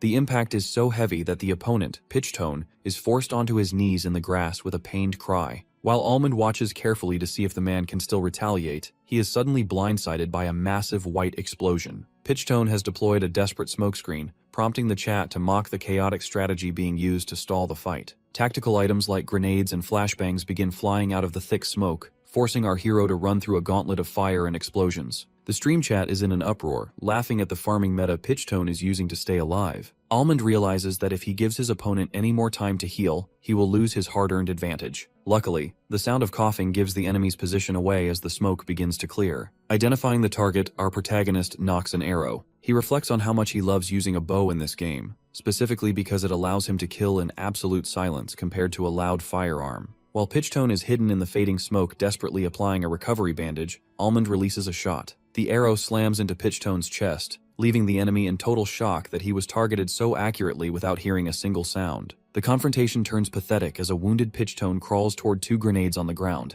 his hand shaking with effort. Almond refuses to let the man launch another explosive and fires another arrow that pierces Pitchtone's hand just as he reaches for the pin. Because the smokescreen should have made vision impossible, Pitchtone is left screaming in confusion about how he's being hit with such precision. Our boy simply notes that he's being forced to kill in this annoying way because of that one legendary helmet. Before the enemy can even process that he's facing a streamer, a final arrow strike secures the elimination. Confetti and paper strips rain down over the desert as a system banner congratulates Almond on his first-place victory. He has secured a staggering 31 kills, a feat that sends the chat into a frenzy. While some fans joke that he'll get banned again for such high numbers, our hero raises his bow in a triumphant pose with a wide smile. Once back in the waiting area, Sang-hyun turns on his camera to thank his supporters. He begins reading out the names of donors when a sparkling purple alert pings across the screen. A viewer named Persistent Thrower has donated a staggering 1.5 million won, calling our boy feisty. This is the single largest donation Sang-hyun has ever received, and it leaves both him and his manager, Joo-hyuk, in a state of absolute wide-eyed disbelief. In the real world, Joo-hyuk immediately begins researching the donor. He recognizes the nicknames Persistent Thrower and Strategist from old named donor lists on Tribe dating back 10 years. Because these accounts have no history of issues, he concludes they are high-profile supporters rather than trolls. He breaks into a confident smirk, realizing that Sang-hyun is officially raking in big money and successfully proving their toxic former boss, Manager Park, wrong. Back on the stream, Sang-hyun feels the pressure to give a proper reaction for such a massive gift. He recalls that his previous reaction for 300,000 won was a somersault, so he decides to up the ante. He finds his compound bow against a wall and tells the audience that his credibility is at stake. He performs 3 rapid, high-speed backflips in mid-air before firing an arrow into the sky as a final salute. He waves a joyful goodbye to his audience, but the exit goes horribly wrong. Instead of a smooth logout, the screen fades back in to show Almond's character standing in the field with an arrow through his own head. This hilarious offbeat ending sends the chat into fits of laughter, with fans joking about somersault inflation causing the stream to crash. In reality, Sang-hyun is screaming at Joo-hyuk for failing to cut the feed on time. Joo-hyuk can only laugh and apologize, explaining that he fumbled the controls because Sang-hyun ended the stream so abruptly. After the adrenaline fades, Sang-hyun heads for a shower to wash away the exhaustion of the day.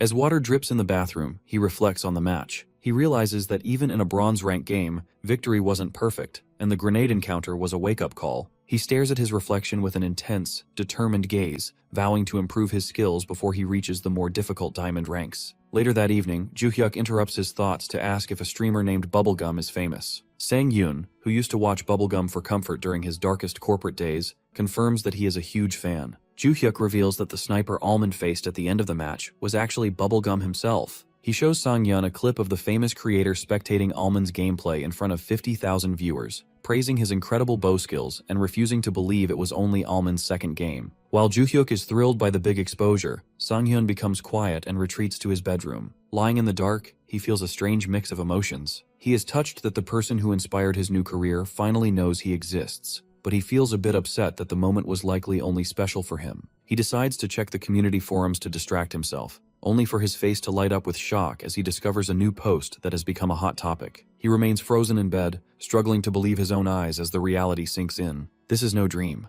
Our boy is officially exploding on the trending section of the Battle 31 community. The top spots are dominated by his own highlights, featuring his plays and the spectacular way he dismantled the stream sniper, Bubble Sniper. The narrative shifts to another room where Seojia is hunched over her computer. Past midnight, she is exhausted, yet her eyes remain fixated on the monitor filled with Almond's gameplay and complex digital sound waves. A loud growl from her stomach reminds her that she hasn't eaten all day, but she remains indifferent. Having faced hardship in the real world, she views physical hunger as just another pain, unlike the joy she feels watching our hero. For her, Almond's stream is a sanctuary where the memory of the bastard who pushed her into a personal hell finally disappears. Driven by pure admiration, Gia works with intense resolve. She sketches detailed storyboards and adds precise sound effects, planning exactly where to use slow motion to highlight Almond's skill. A notification sound startles her. She checks the previous stream's data and is stunned to see a surge in donations. Her eyes widen as she spots a 1.5 million won gift from a user named Persistent Thrower. This causes a brief moment of frantic panic. Gia realizes she has dropped to second place on the donation leaderboards and moves to donate more to reclaim her spot.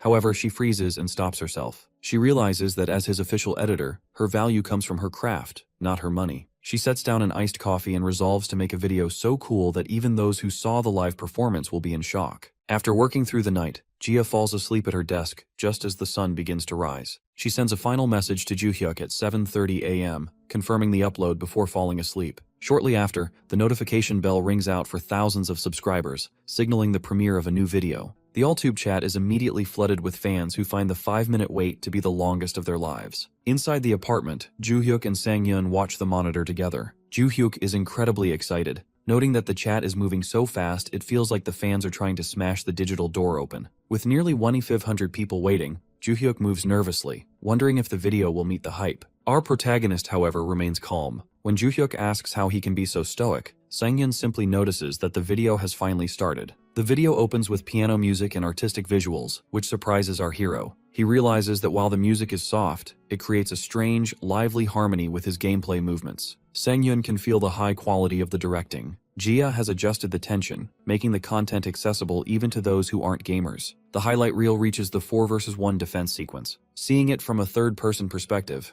our boy realizes how foolish his enemies looked while yelling in panic. The chat erupts with laughter, and Sangyun notices that the vibe feels more intimate and familiar than the chaotic livestream. The excitement peaks when the video transitions to the Steam Sniper encounter. Jia introduces Steam Sniper with a stylized banner and uses creative subtitles to present the choice: Run Away versus Kick It. The video slows down as it focuses on Almond's eyes, capturing the moment he deflects the grenade with an arrow. The massive red and yellow explosion on screen is met with a wall of wow from the viewers. The video concludes with a teaser for the final confrontation. Next up is Bubblegum. Sangyun watches with interest, wondering if his clash with the streamer will have more impact on AllTube than it did on the live forums. The answer comes instantly as the chat is flooded with OMG and holy shit comments. Juhyuk grabs Sangyun's shoulder in an ecstatic grip, showing him that Bubblegum's official forum is now completely filled with threads about Almond. The video is an undeniable success. As the scene transitions, we see Park Sung-tae sitting in his living room, watching the television in awe. He stares at the screen, captivated by the face of the newcomer who has just taken the internet by storm, wondering who this mysterious archer really is. The world of veteran streaming is defined by relentless consistency. Bubblegum streams for over a decade without a single break outside of fixed holidays, frequently crossing paths with other creators during his marathon sessions. His manager of 5 years, Park Sung-tae, usually views these encounters as routine, yet he finds himself deeply unsettled by the newcomer, Almond. While Sung-tae acknowledges that viral moments are the unpredictable charm of the industry, he is genuinely shocked after researching Yoo Sung-yoon's background. Our boy has only been playing virtual reality games for 3 weeks, so the fact that he performed world-class maneuvers in only his second match of Battle Large seems statistically impossible. Park Sung-tae watches a replay of the match where the archer deflected a bullet with an arrow, noting the extreme skepticism in the viewer chat. Many fans suspect the footage was faked with CG, or that Bubblegum was in on a staged performance. However, Sung-tae dismisses these conspiracy theories. He knows that tricking an audience with editing is impossible when the raw replay exists on Tribe, and a 10-year veteran like Bubblegum would never risk his reputation on a cheap setup. Despite seeing the feat with his own eyes, the manager is left scratching his head, wondering how such a massive gap in ability can exist. Driven by an epiphany, he decides they need a collaboration that will captivate the audience, eventually settling on a bold new project. Meanwhile, the digital community is buzzing with clips of Bubblegum's shocked reaction to being sniped. Back at the apartment, Sangyun is floored to see that his name is being discussed alongside a Tier 1 celebrity. He used to watch the veteran for comfort during his own difficult days, so our protagonist feels a deep sense of respect for him. His manager Juhyuk is equally fascinated, pointing out that a creator who maintains 50,000 viewers is a true celebrity. While Juhyuk is jealous of the income, our boy defends Bubblegum's character, explaining that the streamer lives a frugal life to support his 2 children. This admiration stems from Sangyun's understanding of Bubblegum's history. Although he is currently a titan on the platform, he wasn't always popular. He lacked a natural sense of humor and top-tier gaming skills, so the veteran survived the market through pure tenacity and a sense of responsibility. This earnestness reminds our hero of an older friend from his childhood, who was always a reliable presence at the playground. Because of this nostalgic connection, Sangyun respects the man's drive, even if he doesn't necessarily respect his gaming skills. The success of the channel continues to climb, with Jia's latest edit reaching 80,000 views in just 5 hours. However, the surge in popularity brings a wave of hate comments from skeptics who mock Sangyun for being stuck in the bronze rank. Juhyuk worries that these insults will discourage his friend, but our boy remains remarkably unfazed. He grew up without a family, so shallow personal attacks don't affect him. Instead, he views the animosity as ammunition to fuel his growth. This mental fortitude actually makes Juhyuk realize why their former boss, Manager Park, was so intimidated by him. It's hard to control someone who doesn't falter in the face of hostility. To silence the doubters, Sangyun decides he needs to escape the lower ranks immediately. Virtual games consume a massive amount of stamina, so Joo-hyuk worries about the physical toll of increasing the match count, but our protagonist dismisses the concern. He believes that being called a genius while still in bronze is the real problem. Just as they begin planning a training schedule, Joo-hyuk rushes into the room with an urgent email from Bubblegum's manager. The proposal is for a salvation project, where Almond would teach the veteran how to play, but it comes with a steep condition. The collaboration can only happen once Sang-hyun reaches the diamond rank. Diamond is a prestigious level that is notoriously difficult to obtain, but our hero doesn't hesitate. He clenches his fist with determination, realizing that a difficult goal only makes him more fired up. To kickstart this mission, he launches his stream at 3 p.m., an unusual time that catches his fans off guard. The channel is growing so fast, nearly 1,000 people tune in immediately, many of them joking that they are skipping work or school to watch. Almond appears in his capsule with a friendly smile, ready to drop a bombshell on his audience. He officially announces his goal to reach Diamond, which leads to a hilarious linguistic misunderstanding in the chat. Diamond and Almond are homonyms in Korean, so the fans initially think he's making a dark joke. With a confident smirk, our hero declares that he plans to reach the elite diamond rank in just 2 weeks. This announcement triggers an absolute meltdown in the livestream chat. Because diamond requires being within the top 0.5% of the entire player base, the viewers are convinced our boy has lost his mind. They point out that even a legendary player like Jonjapa took a full month to achieve that feat, making Sang-hyun's timeline seem like a total impossibility. Despite the skepticism, our protagonist remains unbothered, calmly explaining that it is theoretically possible according to his calculations. The chat continues to mock him,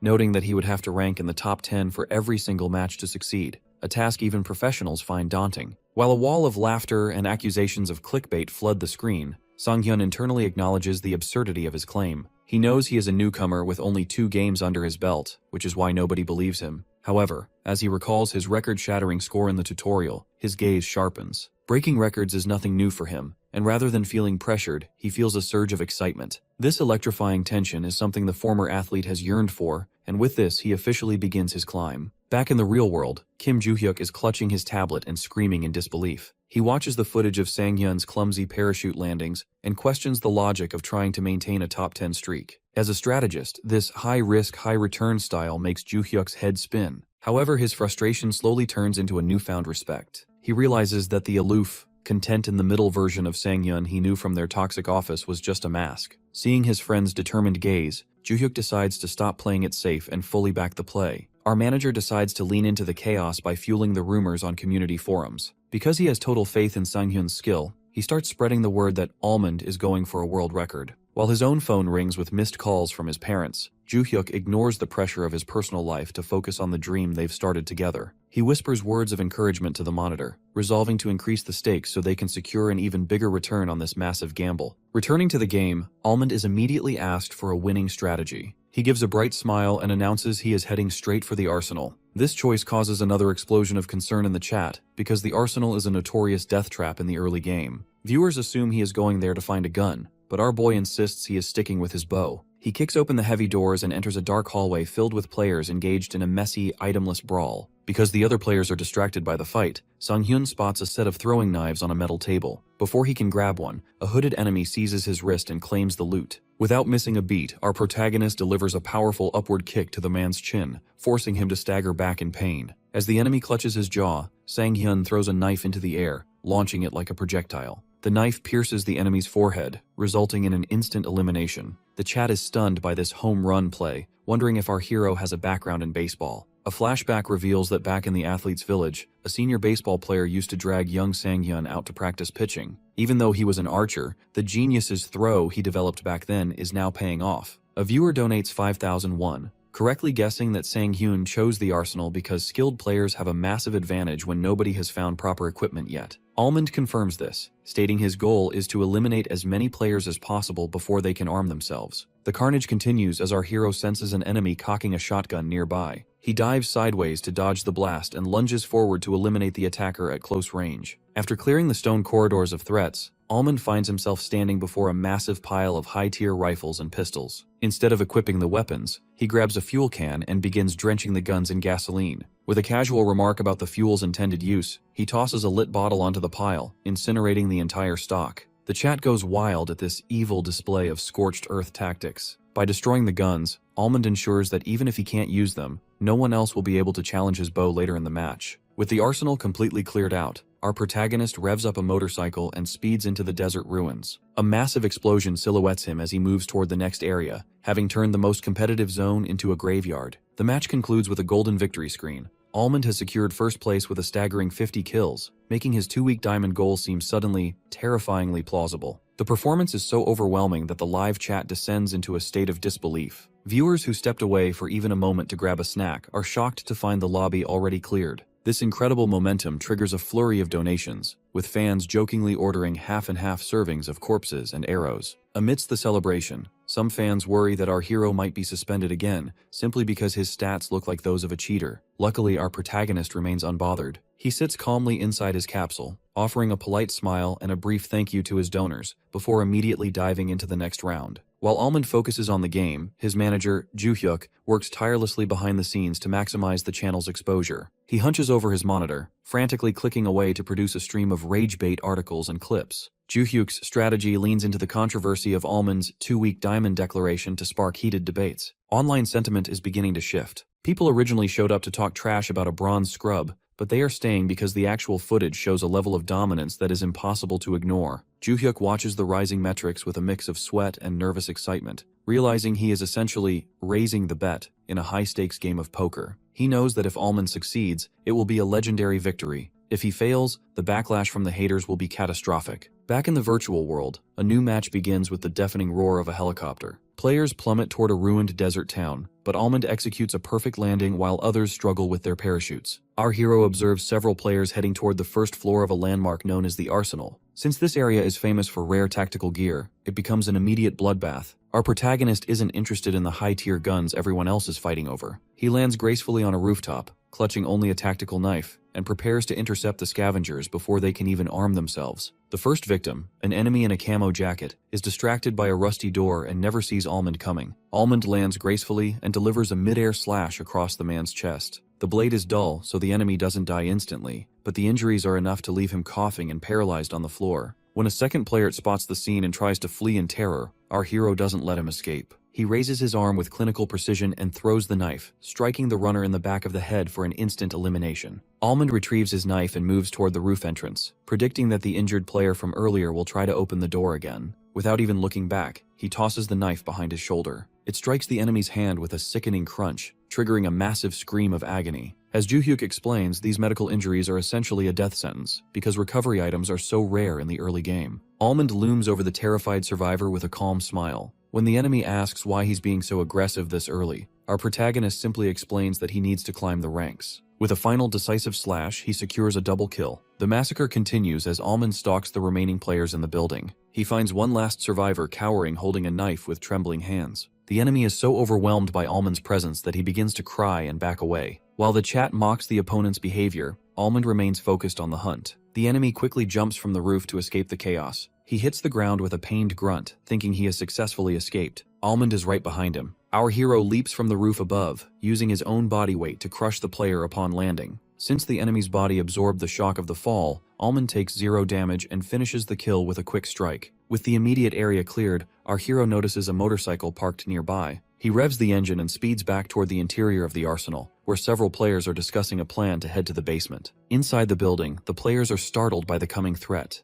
They are stunned to see a motorcycle flying through the air toward them. Despite the chat's warnings that he's too late to stop them from farming, Almond smirks and insists it doesn't matter. He launches the bike off a ledge, soaring over the crates, and delivers a high-speed knife strike in mid-air. The enemy is eliminated before his feet even touch the ground. Almond lands the bike and looks forward with a confident smile as the chat erupts in praise. Our boy walks past his parked motorcycle toward a fresh pile of green loot crates. Having dismantled the previous owners, he is eager to see what they left behind. Luck is finally on his side as he discovers a high-end black compound bow, a grenade, and a Molotov cocktail. Meanwhile, the action shifts to the dark basement of the arsenal. 3 players are busy marveling at a wall of top-tier weapons. They believe the risk of coming here was worth it for the gear, but their celebration is short-lived. Suddenly, a huge fire explosion fills the room, cutting off their conversation. Almond has tossed his new Molotov cocktail down the hatch. The fire spreads rapidly through the metal hallway, turning the basement into a death trap. The players scramble in a panic as thick smoke fills the corridor, triggering a system damage notification. They rush toward the only exit, but the narrow metal staircase creates a bottleneck.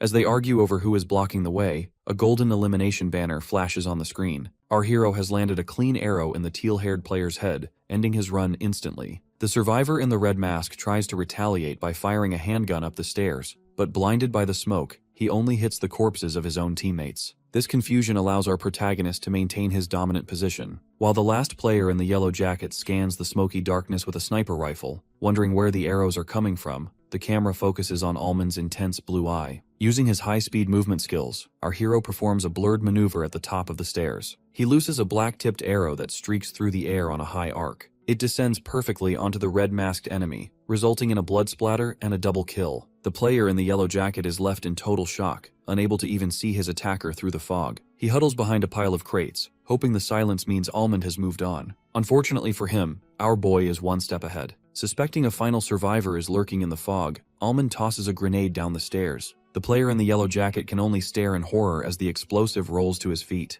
A giant explosion consumes the room, securing a triple kill for our protagonist. As the smoke clears, Almond steps down the stairs with a neutral expression, confirming that his intuition about the extra survivor was correct. This absolute annihilation of the arsenal quickly goes viral on web communities. A gif of the massacre titled "Almond the Ranked Genghis Khan" trends instantly, drawing thousands of new viewers to his stream. Juhyuk cheers as he watches the forums explode with interest. He realizes that while some people are starting to post negative comments about Almond's face or personality, this noise is actually a sign of massive growth. Juhyuk knows that as long as our hero keeps proving his skill, even the haters will eventually become a source of income. 30 minutes later, the screen flashes with a first-place victory. This win is vital because Battle Large uses a 5-match placement system to determine a player's starting tier. If Sanghyun wins all 5, he will skip the lower ranks and land in gold, making his road to diamond much shorter. Driven by this winning strategy, our hero jumps from the helicopter for his next placement match, heading straight for the arsenal again. However, a massive variable appears midair. Almond looks to his side and sees another player falling right next to him. It is Bubble Sniper, the diamond-ranked stream sniper he humiliated in a previous match. Bubble Sniper is back for revenge, staring intensely at our boy as they plummet toward the ground. Back at his desk, Juhyuk is in a state of despair. He realizes the chances of meeting a diamond-ranked sniper in a placement match are nearly zero,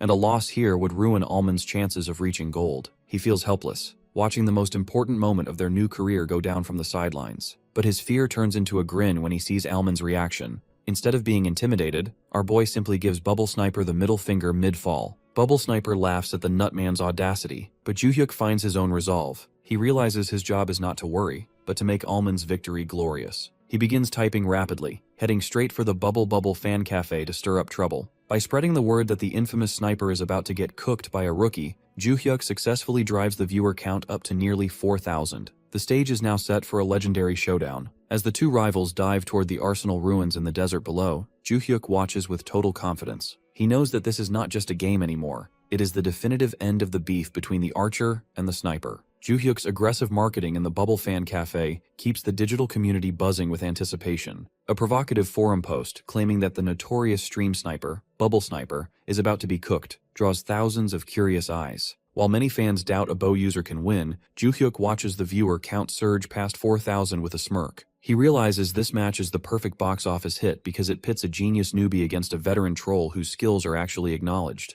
This high-stakes narrative causes the audience to swell to nearly 5,000 people just as the final placement match begins. As our boy falls through the sky, he realizes that a single mistake here will shatter his goal of reaching diamond in 2 weeks. He notices Bubble Sniper smiling nearby and understands the sniper aims to crush his momentum. While the chat mocks the sniper for stomping on talent, Almond maintains his composure. He calculates that Bubble Sniper is a Diamond 1 player, 3 ranks higher than his own goal, meaning the sniper has likely analyzed his patterns and potential strategies. To counter this, our protagonist decides to throw away the rulebook and fight dirty. While still hundreds of feet in the air, he lunges forward and tackles Bubble Sniper mid-fall. This unprecedented mid-air brawl leaves the sniper in a state of absolute shock. As they struggle and tumble through the sky, the chat erupts in laughter at the parachute battle. Bubble Sniper eventually regains his composure, mocking Almond for being too afraid to face him properly on the ground. However, our hero simply smirks, asking who the one was that already died to a bronze player once before. This remark sends Bubble Sniper into a red-veined fury, but their argument is cut short as the ground rushes up to meet them with a massive impact. Luckily, both survive the landing, though they are left dazed and coughing in a massive dust cloud. Almond immediately springs to his feet and begins sprinting away, realizing a bare-handed fight is disadvantageous for a newcomer. He heads toward the arsenal building, searching desperately for any weapon to level the playing field. He spots a knife on the ground and dives for it, but Bubble Sniper is right on his heels, determined to intercept him. Our protagonist hurls the knife at his pursuer,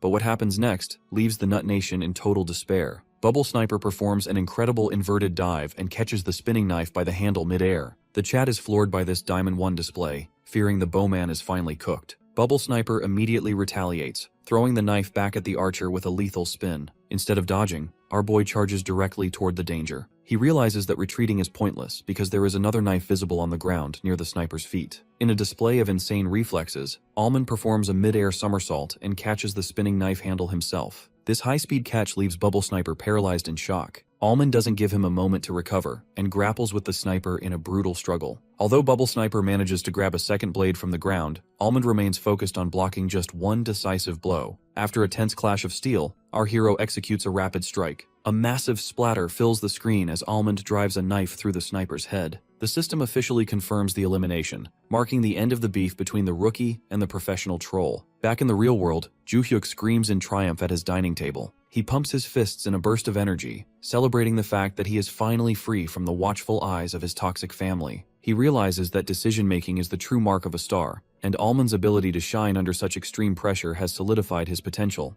The community forums are already on fire, labeling the encounter as a clash between two geniuses. Inside the game, Almond sits on a crate, looking remarkably handsome and calm as he checks his rewards. He secured an astonishing 47 kills in total, and he casually dismisses the diamond-ranked sniper as an annoying mosquito. Because he won all of his placement matches and completed the specific bounty on Bubble Sniper, he collects a massive haul of mission prizes and donations. As coins rain down on his interface, a loud ding echoes through the capsule. A golden notification appears on the screen, revealing that his final placement has been calculated. Our protagonist turns toward the check rank button, ready to see if his legendary performance was enough to skip the lower tiers entirely. Our boy remains calm and professional for the camera, though the live chat is a chaotic mess of skepticism. Viewers are convinced he'll land in Gold 1 at best, noting that even the legendary pro JJP started there, and they insist a platinum placement is simply impossible for a fresh account. Sangyun voices his intent to check the results before finishing his remaining missions, but internally, he feels a spike of anxiety. He worries that if the system truly caps new players at gold, he will fail his high-stakes platinum mission.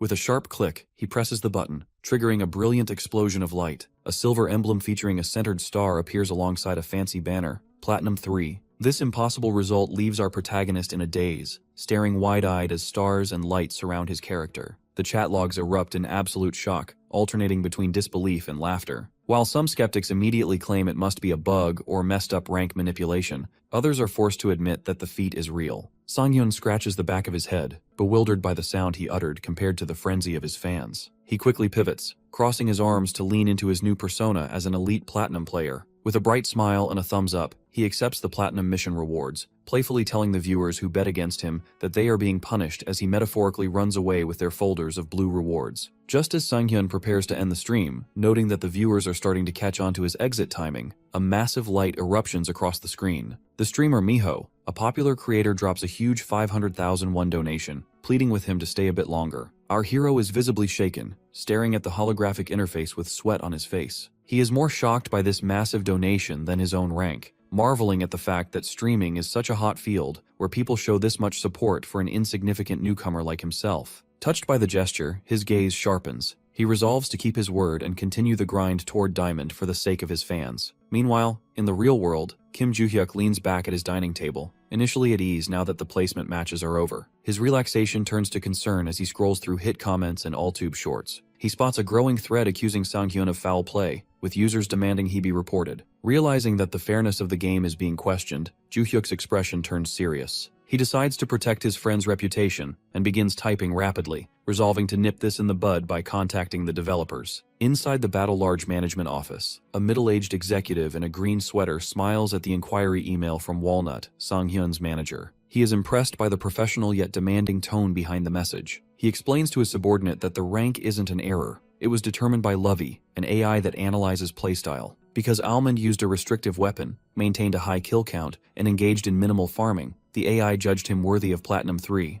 The executive realizes this controversy is good material, and instructs his team to prepare an email that doesn't just explain the rank, but proposes an official test to prove it to the world. Back in the game, Almond continues his dominant streak, securing 9 wins in a row and sweeping every bow-related mission. However, once he finally logs out, the physical toll is revealed. As the capsule opens with a hiss of steam, Sang-hyun pulls himself out, completely drenched in sweat and breathing heavily. Joo-hyuk is horrified by his friend's state and heads to the fridge to get a drink, only to find a dedicated small cooler packed with rows of Ultra Booster bottles. Seeing Sang-hyun chug the booster drink in silence, Joo-hyuk feels a wave of deep concern. He suggests Sang-hyun should model for a sports drink commercial to lighten the mood. But once the streamer heads to the shower, Joo-hyuk's smile vanishes. He inspects the capsule and finds the internal temperature is normal, leading him to realize that the issue isn't hardware, it's something happening to Sang-hyun himself. His investigation is interrupted by a new email from Fantasia. Joo-hyuk reads the response from the AI Lovey and discovers that the company is officially inviting Almond to an ad proposal and a public test to prove his platinum status. Life moves fast when you're a viral sensation,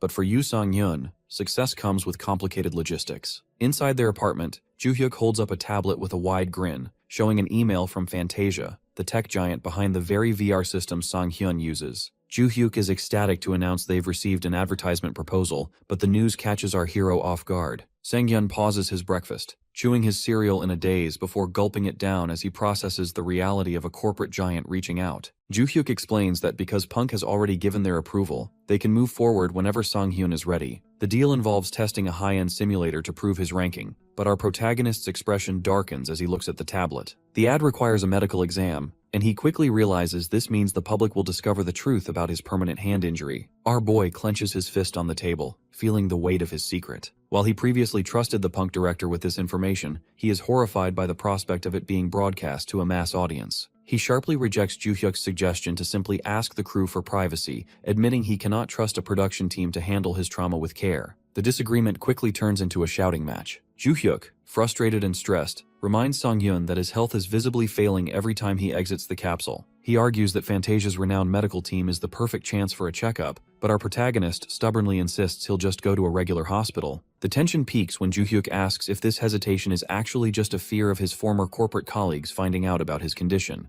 Sang-hyun slams the table with a loud crash, his gaze turning fierce and dark as he tells Joo-hyuk to watch his mouth. Stung by the conflict, Joo-hyuk storms out of the apartment, leaving a frustrated Sang-hyun alone to clench his trembling right hand in silence. To cool off, Joo-hyuk wanders the neighborhood and runs into Seo Jia struggling with a heavy trash bag. After helping her, he invites her to a breakfast of blood sausage soup. Jia is shocked when he also orders a bottle of soju, but she realizes from Joo-hyuk's dark mood that he's had a rough start to the day. As they drink, Joo-hyuk feels the weight of the morning's fight, though Jia notes that he looks like he's the one who needs the alcohol more than her. The conversation turns somber as Jia reflects on her own past office trauma. She notes that people who suppress their feelings without a word eventually implode, revealing that Sang-hyun was the one who taught her this. This makes Joo-hyuk realize that our hero likely understands the stakes of the ad. His intense reaction was simply a sign of how deep the trauma goes. Eventually, Jia's head spins from the alcohol and she collapses, only for Joo-hyuk to catch her just in time. By the time Joo-hyuk returns home, the atmosphere has shifted. He finds Sang-hyun waiting with a new box of cereal he just bought,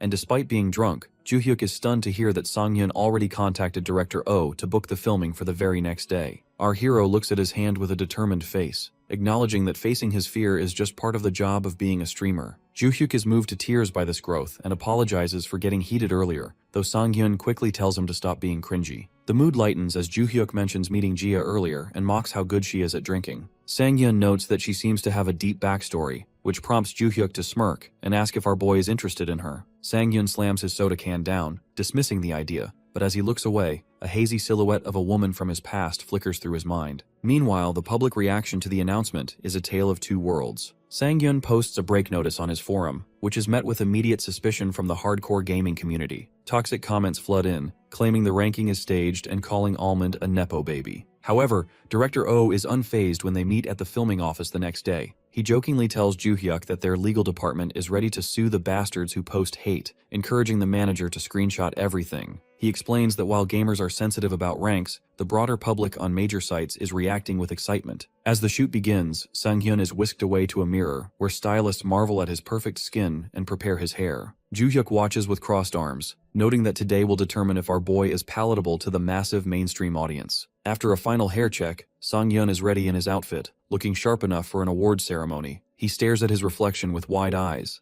finally about to step onto the stage. A bright spotlight shines on the dissolution analyzer holographic screen, signaling that Almond is officially ready for the test that could change everything. The scene transitions to the studio interior, where the host, Yu Hyeon, invites him to sit opposite her. During the final 30 seconds before going live, she leans in to remind him to stick to the rehearsal. Our hero looks at his cue card and realizes the show consists of a simple interview and a physical test to check for capsule abnormalities. After a nervous gulp from our protagonist, the clapperboard snaps shut to mark the start of the first take. Haeyeon begins the broadcast with high energy, framed by sparkles and flowers as she introduces the show's long history of breaking down famous guests through analysis. Because the program's content isn't fun unless the guest is famous, the live chat immediately begins to buzz. Viewers are shocked to see a small-time streamer like Almond on such a big show, questioning if he is actually famous enough to be there. Haeyeon ignores the noise and continues her introduction until a staff member in the wings holds up a cue card to let Almond know the camera is about to swing his way. When the camera cuts to him, our boy offers a calm smile that immediately causes the chat to explode over his handsome appearance.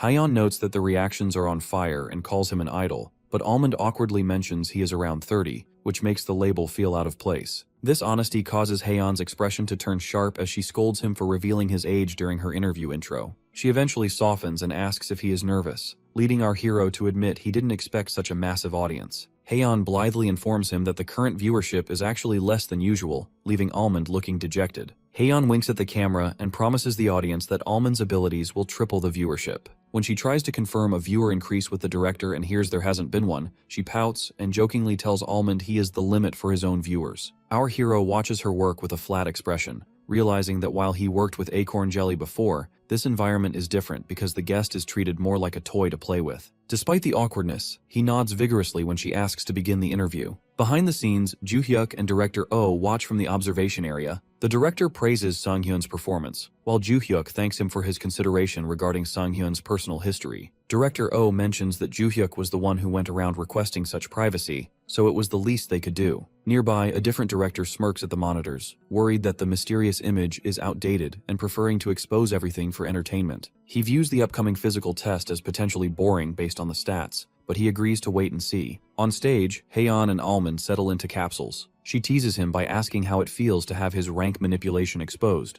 prompting a deadpan textbook reply from our protagonist about being nervous. As the lids slide shut, Haeyeon announces it is time to prove the abilities of the man who reached Platinum 3. A flash of light signals the transition into a virtual world where both spawn onto a stadium floor. Almond notices the sensory difference immediately, but Haeyeon tells him it's too early to be surprised. The digital landscape shifts into a hyper-realistic outdoor archery range modeled after an actual Olympic arena. Almond is stunned by the technical detailing, noting he can't tell the difference from the real world. Haeyeon explains that this ambitious work uses Fantasia's latest techniques, prompting Almond to look for his manager before remembering he is in VR. When he is told to choose a bow, he selects a Wingwin Yaesis model and realizes the grip and stabilizer are indistinguishable from reality. Haeyeon asks if it's his first time shooting a professional bow, but our hero remains silent and draws the weapon with perfect form. This posture leaves Haeyeon in wide-eyed shock as she realizes his skill surpasses a typical pro. Almond looses an arrow that streaks through the sky and slams into the dead center of the bullseye. While the chat is impressed, Haeyeon remains frozen with her mouth open. When she finally recovers, she stammers about the technical detailing of the ad,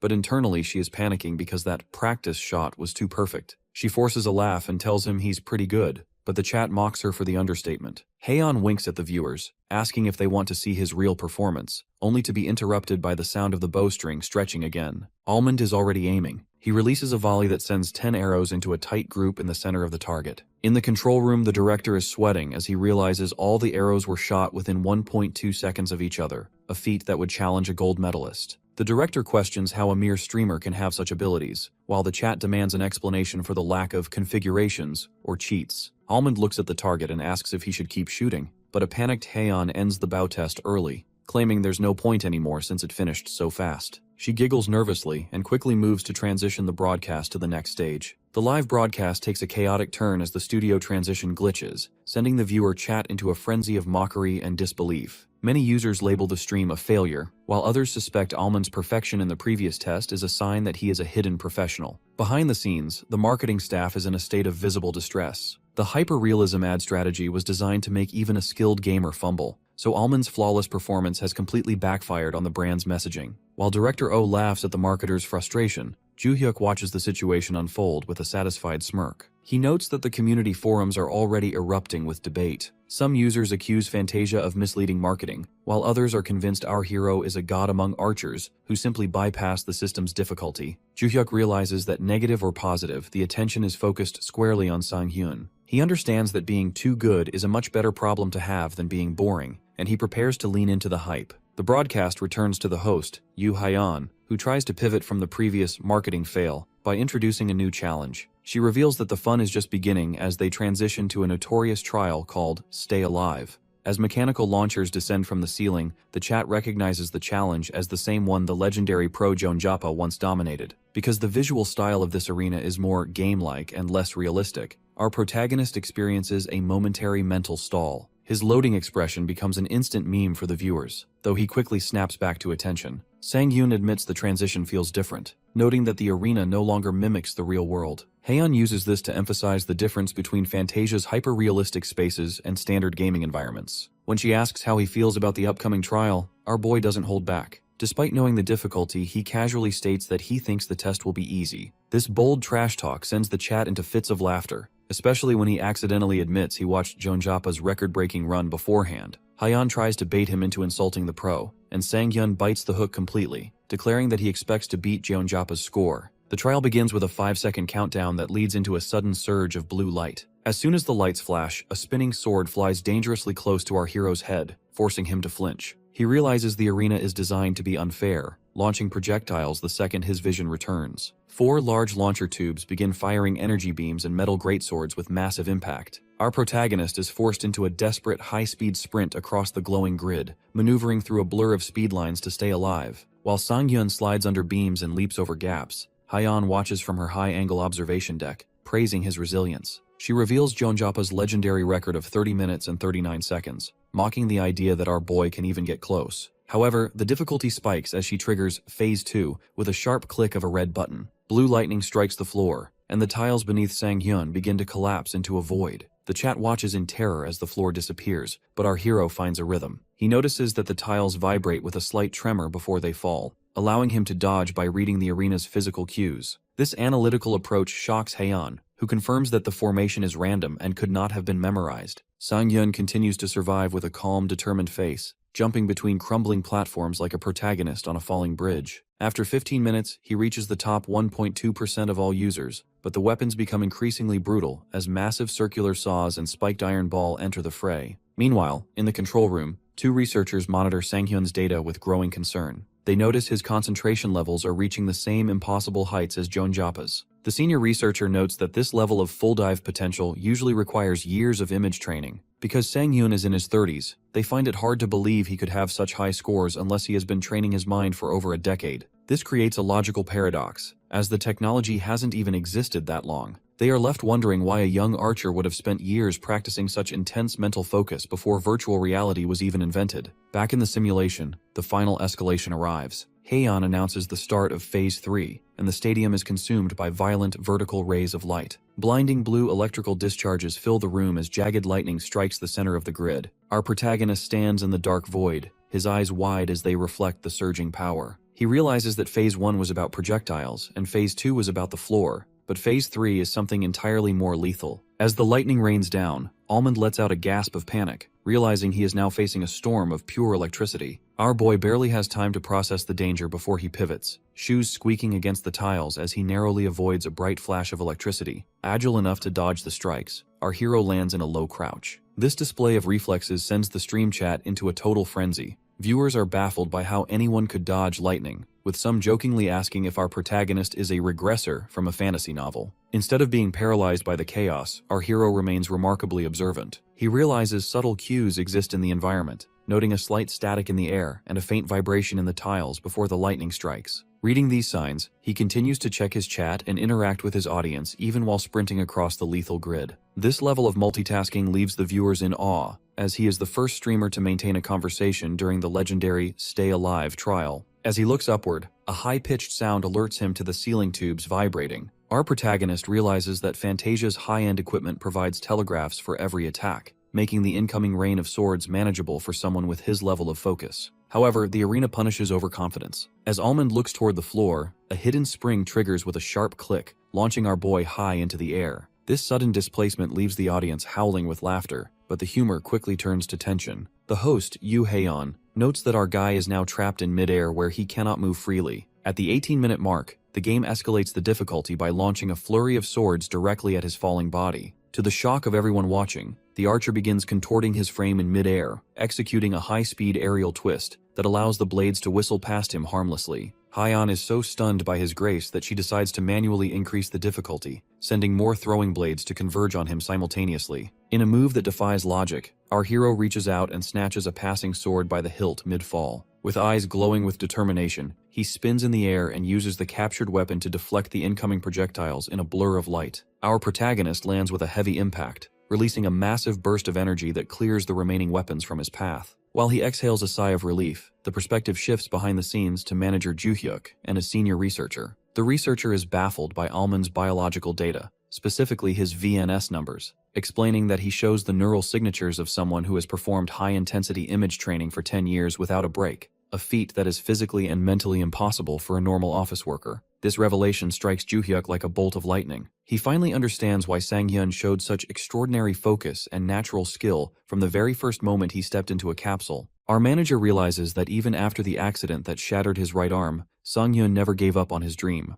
For 10 years within the dark tunnel of his own despair, our hero was practicing archery in his mind every single day. In his dreams, he was still the champion, and that decade of mental obsession has transformed him into the genius the world is seeing now. Joo-hyuk's eyes fill with tears of empathy as he realizes that the almond on screen is the result of a gem that refused to stop shining in the darkness. As the clock surpasses 30 minutes, our boy is officially on the verge of breaking Jonjapa's world record. The crowd is in a state of absolute disbelief, wondering how a newbie could possibly surpass a legendary pro. However, the triumph is overshadowed by a critical emergency in the control room. The junior researcher discovers that Almond's synchronization levels have reached a terrifying 97%. Using a new prototype capsule without safety limits, the system isn't ejecting him. The senior researcher pales, realizing that reaching 85% is dangerous, but 97% is life-threatening. She sprints toward the arena to stop the test immediately, fearing that if the connection isn't severed, our hero might fully synchronize with his virtual avatar and lose his connection to reality forever. In the high-intensity virtual arena of the Stay Alive test,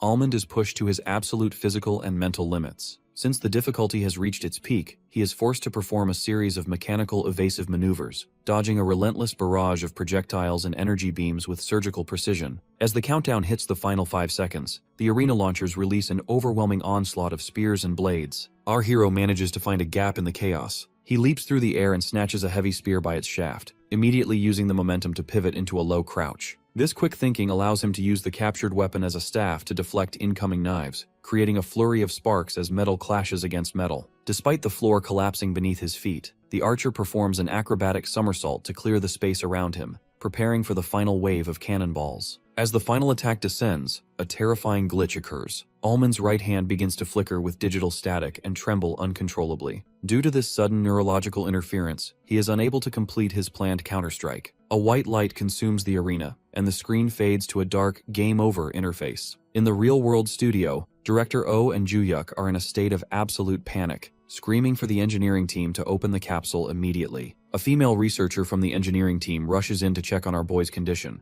but the staff is distracted by the data on the monitors. A technician, staring in disbelief, reveals that the final record is a perfect tie with the legendary pro, Jonjapa. The director, refusing to believe it, demands a closer look at the decimal places. Even at the 12th decimal place, the scores are an identical match down to the last digit, an outcome that leaves the director completely baffled. When the capsule finally hisses open, Almond is found slumped over the side, drenched in sweat and panting. As he is rushed to the medical bay, he experiences a hazy moment of confusion, briefly mistaking the show host, Haeyeon, for a woman from his past named Soyeon. Once he is stabilized in a private room, the medical specialist, Dr. Song Hana, reviews his charts. While Joo-hyuk is relieved that there are no immediate physical abnormalities, the doctor asks to speak with Song-hyun in private to discuss a much more serious underlying issue. Inside the consultation office, Song-hana reveals the truth that our hero has long suspected. The persistent issue with his right hand isn't physical, it's neurological. Since the capsule interfaces directly with the brain, other areas of Sang-hyun's mind have been working overtime to move his hand for him in virtual reality. This explains why he experiences extreme exhaustion. His brain is suffering from a massive neural overload because his healthy neurons are performing the tasks of the damaged ones. Song-hana warns him that while he is fine for now,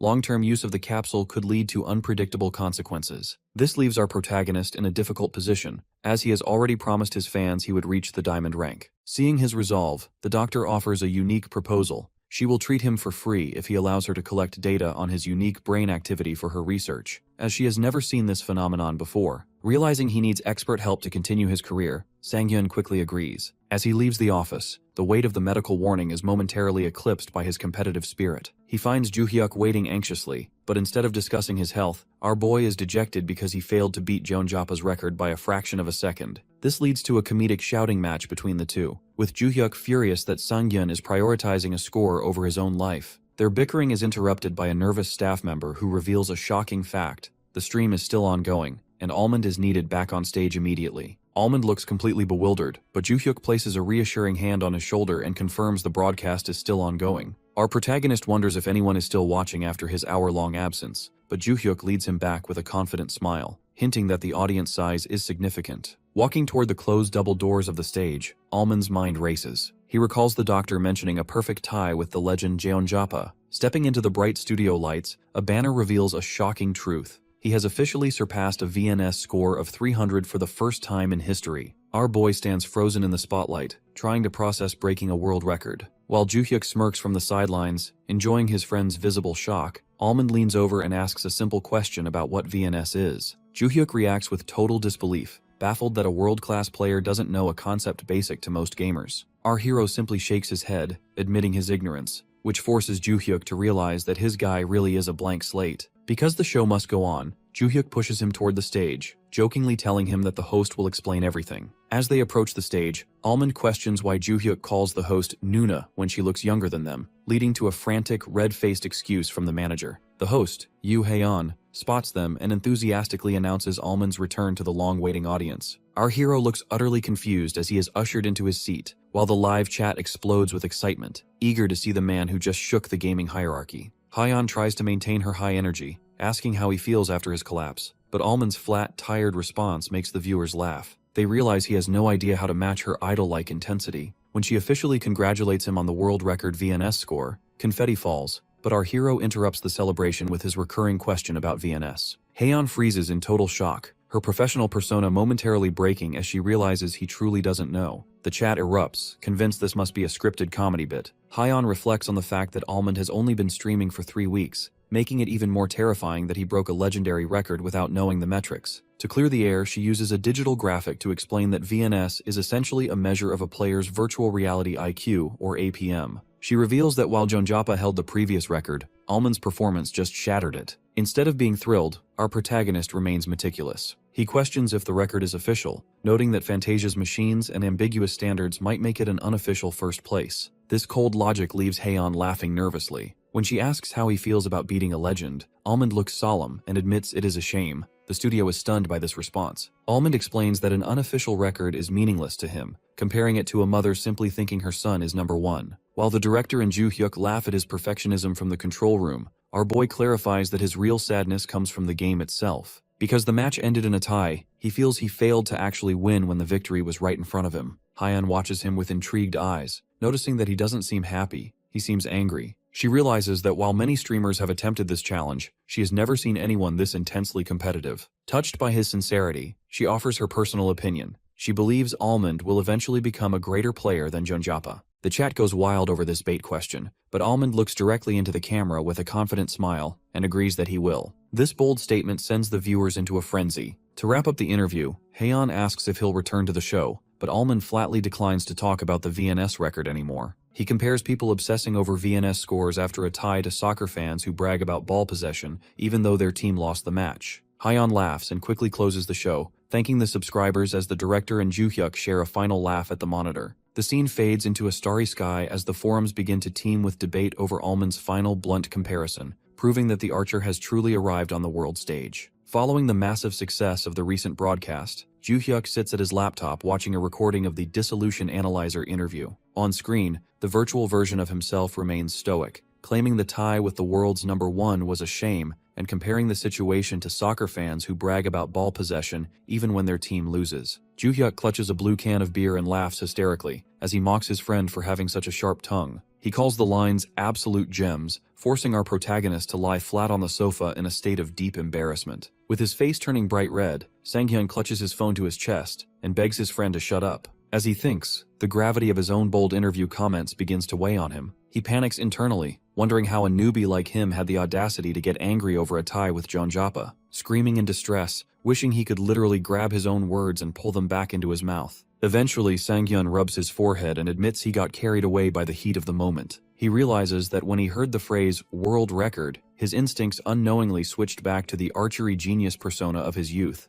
the competitive version of himself that existed solely to break records and win at any cost. Joo-hyuk continues to loop the video in the kitchen, joking that it's a killer line, and praising Sang-hyun for at least having the rationality not to mention a specific national team by name. Despite the teasing, our hero scrolls through his phone and feels a wave of relief. To his surprise, the Almond's Comments collection is filled with glowing fan reviews, rather than the criticism he expected. The audience finds him incredibly likable precisely because he stayed objective. Most newcomers would have bragged about beating a Legends VNS score, but Almond's refusal to be satisfied with anything less than a win proved he is the truest of chaos, a genuine, unfiltered personality. Sang-hyun realizes that the honesty that was once a bane in his corporate life has finally become a boon in the streaming world. The next day, the almond fever reaches a boiling point. Latest text flashes over web search bars as Sang-hyun discovers he is officially a trending topic, alongside terms like VNS definition and Jeonjappa. He sits at his table eating, looking dizzy and shocked that he has reached the live search bar of a major portal. His phone begins to vibrate intensely, signaling a message from the superstar streamer Acorn Jelly. The veteran praises his recent performance, and Sang-hyun smiles softly as he types back a humble thank you. Acorn Jelly laughs off the modesty, warning him not to go around making soccer analogies too often before inviting him out for a drink. The peaceful morning is interrupted when Joo-hyuk sneaks up on him, scaring the protagonist. While Sang-hyun tells him to make some noise when he moves, Joo-hyuk points to the phone, which is now vibrating like crazy with sound effects. Sang-hyun assumes it's a hack or a loan scam, but upon checking the screen, his eyes widen in total disbelief. The device is flooded with incoming messages from fashion companies, game developers, and major food brands like Golden Barbecue Chicken. These are all legitimate sponsorship and advertisement requests. Sang-hyun is confused why people are working so early in the morning, which prompts Joo-hyuk to remind him that marketing departments, like the seniors at their old job, practically live at their desks. Joo-hyuk sits down to eat, explaining that these brands are trying to buy in while Almond's stock price is still relatively low. Our protagonist is fascinated to learn that Joo-hyuk has actually been refusing dozens of offers from smaller, unknown brands. Despite needing the money, Joo-hyuk has been protecting Sang-hyun's image, refusing to sign with weird companies that might ruin his long-term value. This show of faith touches Sang-hyun, as he realizes his manager is looking at the big picture rather than a quick payday. Meanwhile, at a nearby restaurant, the atmosphere is electric. Director Oh from Punk is shown laughing loudly, celebrating with his colleagues over a midday company meal. His coworkers admit they were initially suspicious when he brought in a nobody, even joking that they thought Almond was his hidden nephew. Now they are in awe of Director Oh's eye for talent, as Almond is already being compared to the greatest players in the industry. While some workers cry tears of joy over finally having a partnered streamer on par with Jeonjappa, Director Oh takes a satisfied drink. He feels that all his hard work has finally become worthwhile. The celebratory mood shifts back to the apartment as Sang-hyun prepares to enter his gaming capsule. Joo-hyuk's previous encouragement rings in his ears, reminding him that the only thing that matters now is the climb to Diamond. Inside the capsule, our hero clenches his fist and snaps his eyes open. He resolves to stay calm and refuse to let the rising viewer counts distract him from his gameplay. Back at the restaurant, Director Oh is startled by a notification that Almond has begun streaming at 3 p.m. He is shocked that our boy is starting in the middle of the day, and rushes to a hallway to watch. He knows how quickly popularity can vanish in this volatile market, so he begins to get greedy, praying for the stream to surpass 6,000 or even 7,000 viewers. Suddenly, Director Oh rushes back into the dining room, screaming at his coworkers to abandon their plans for a second round of drinks. He thrusts his phone forward with an expression of pure, explosive shock, ordering everyone to look at the live stream immediately.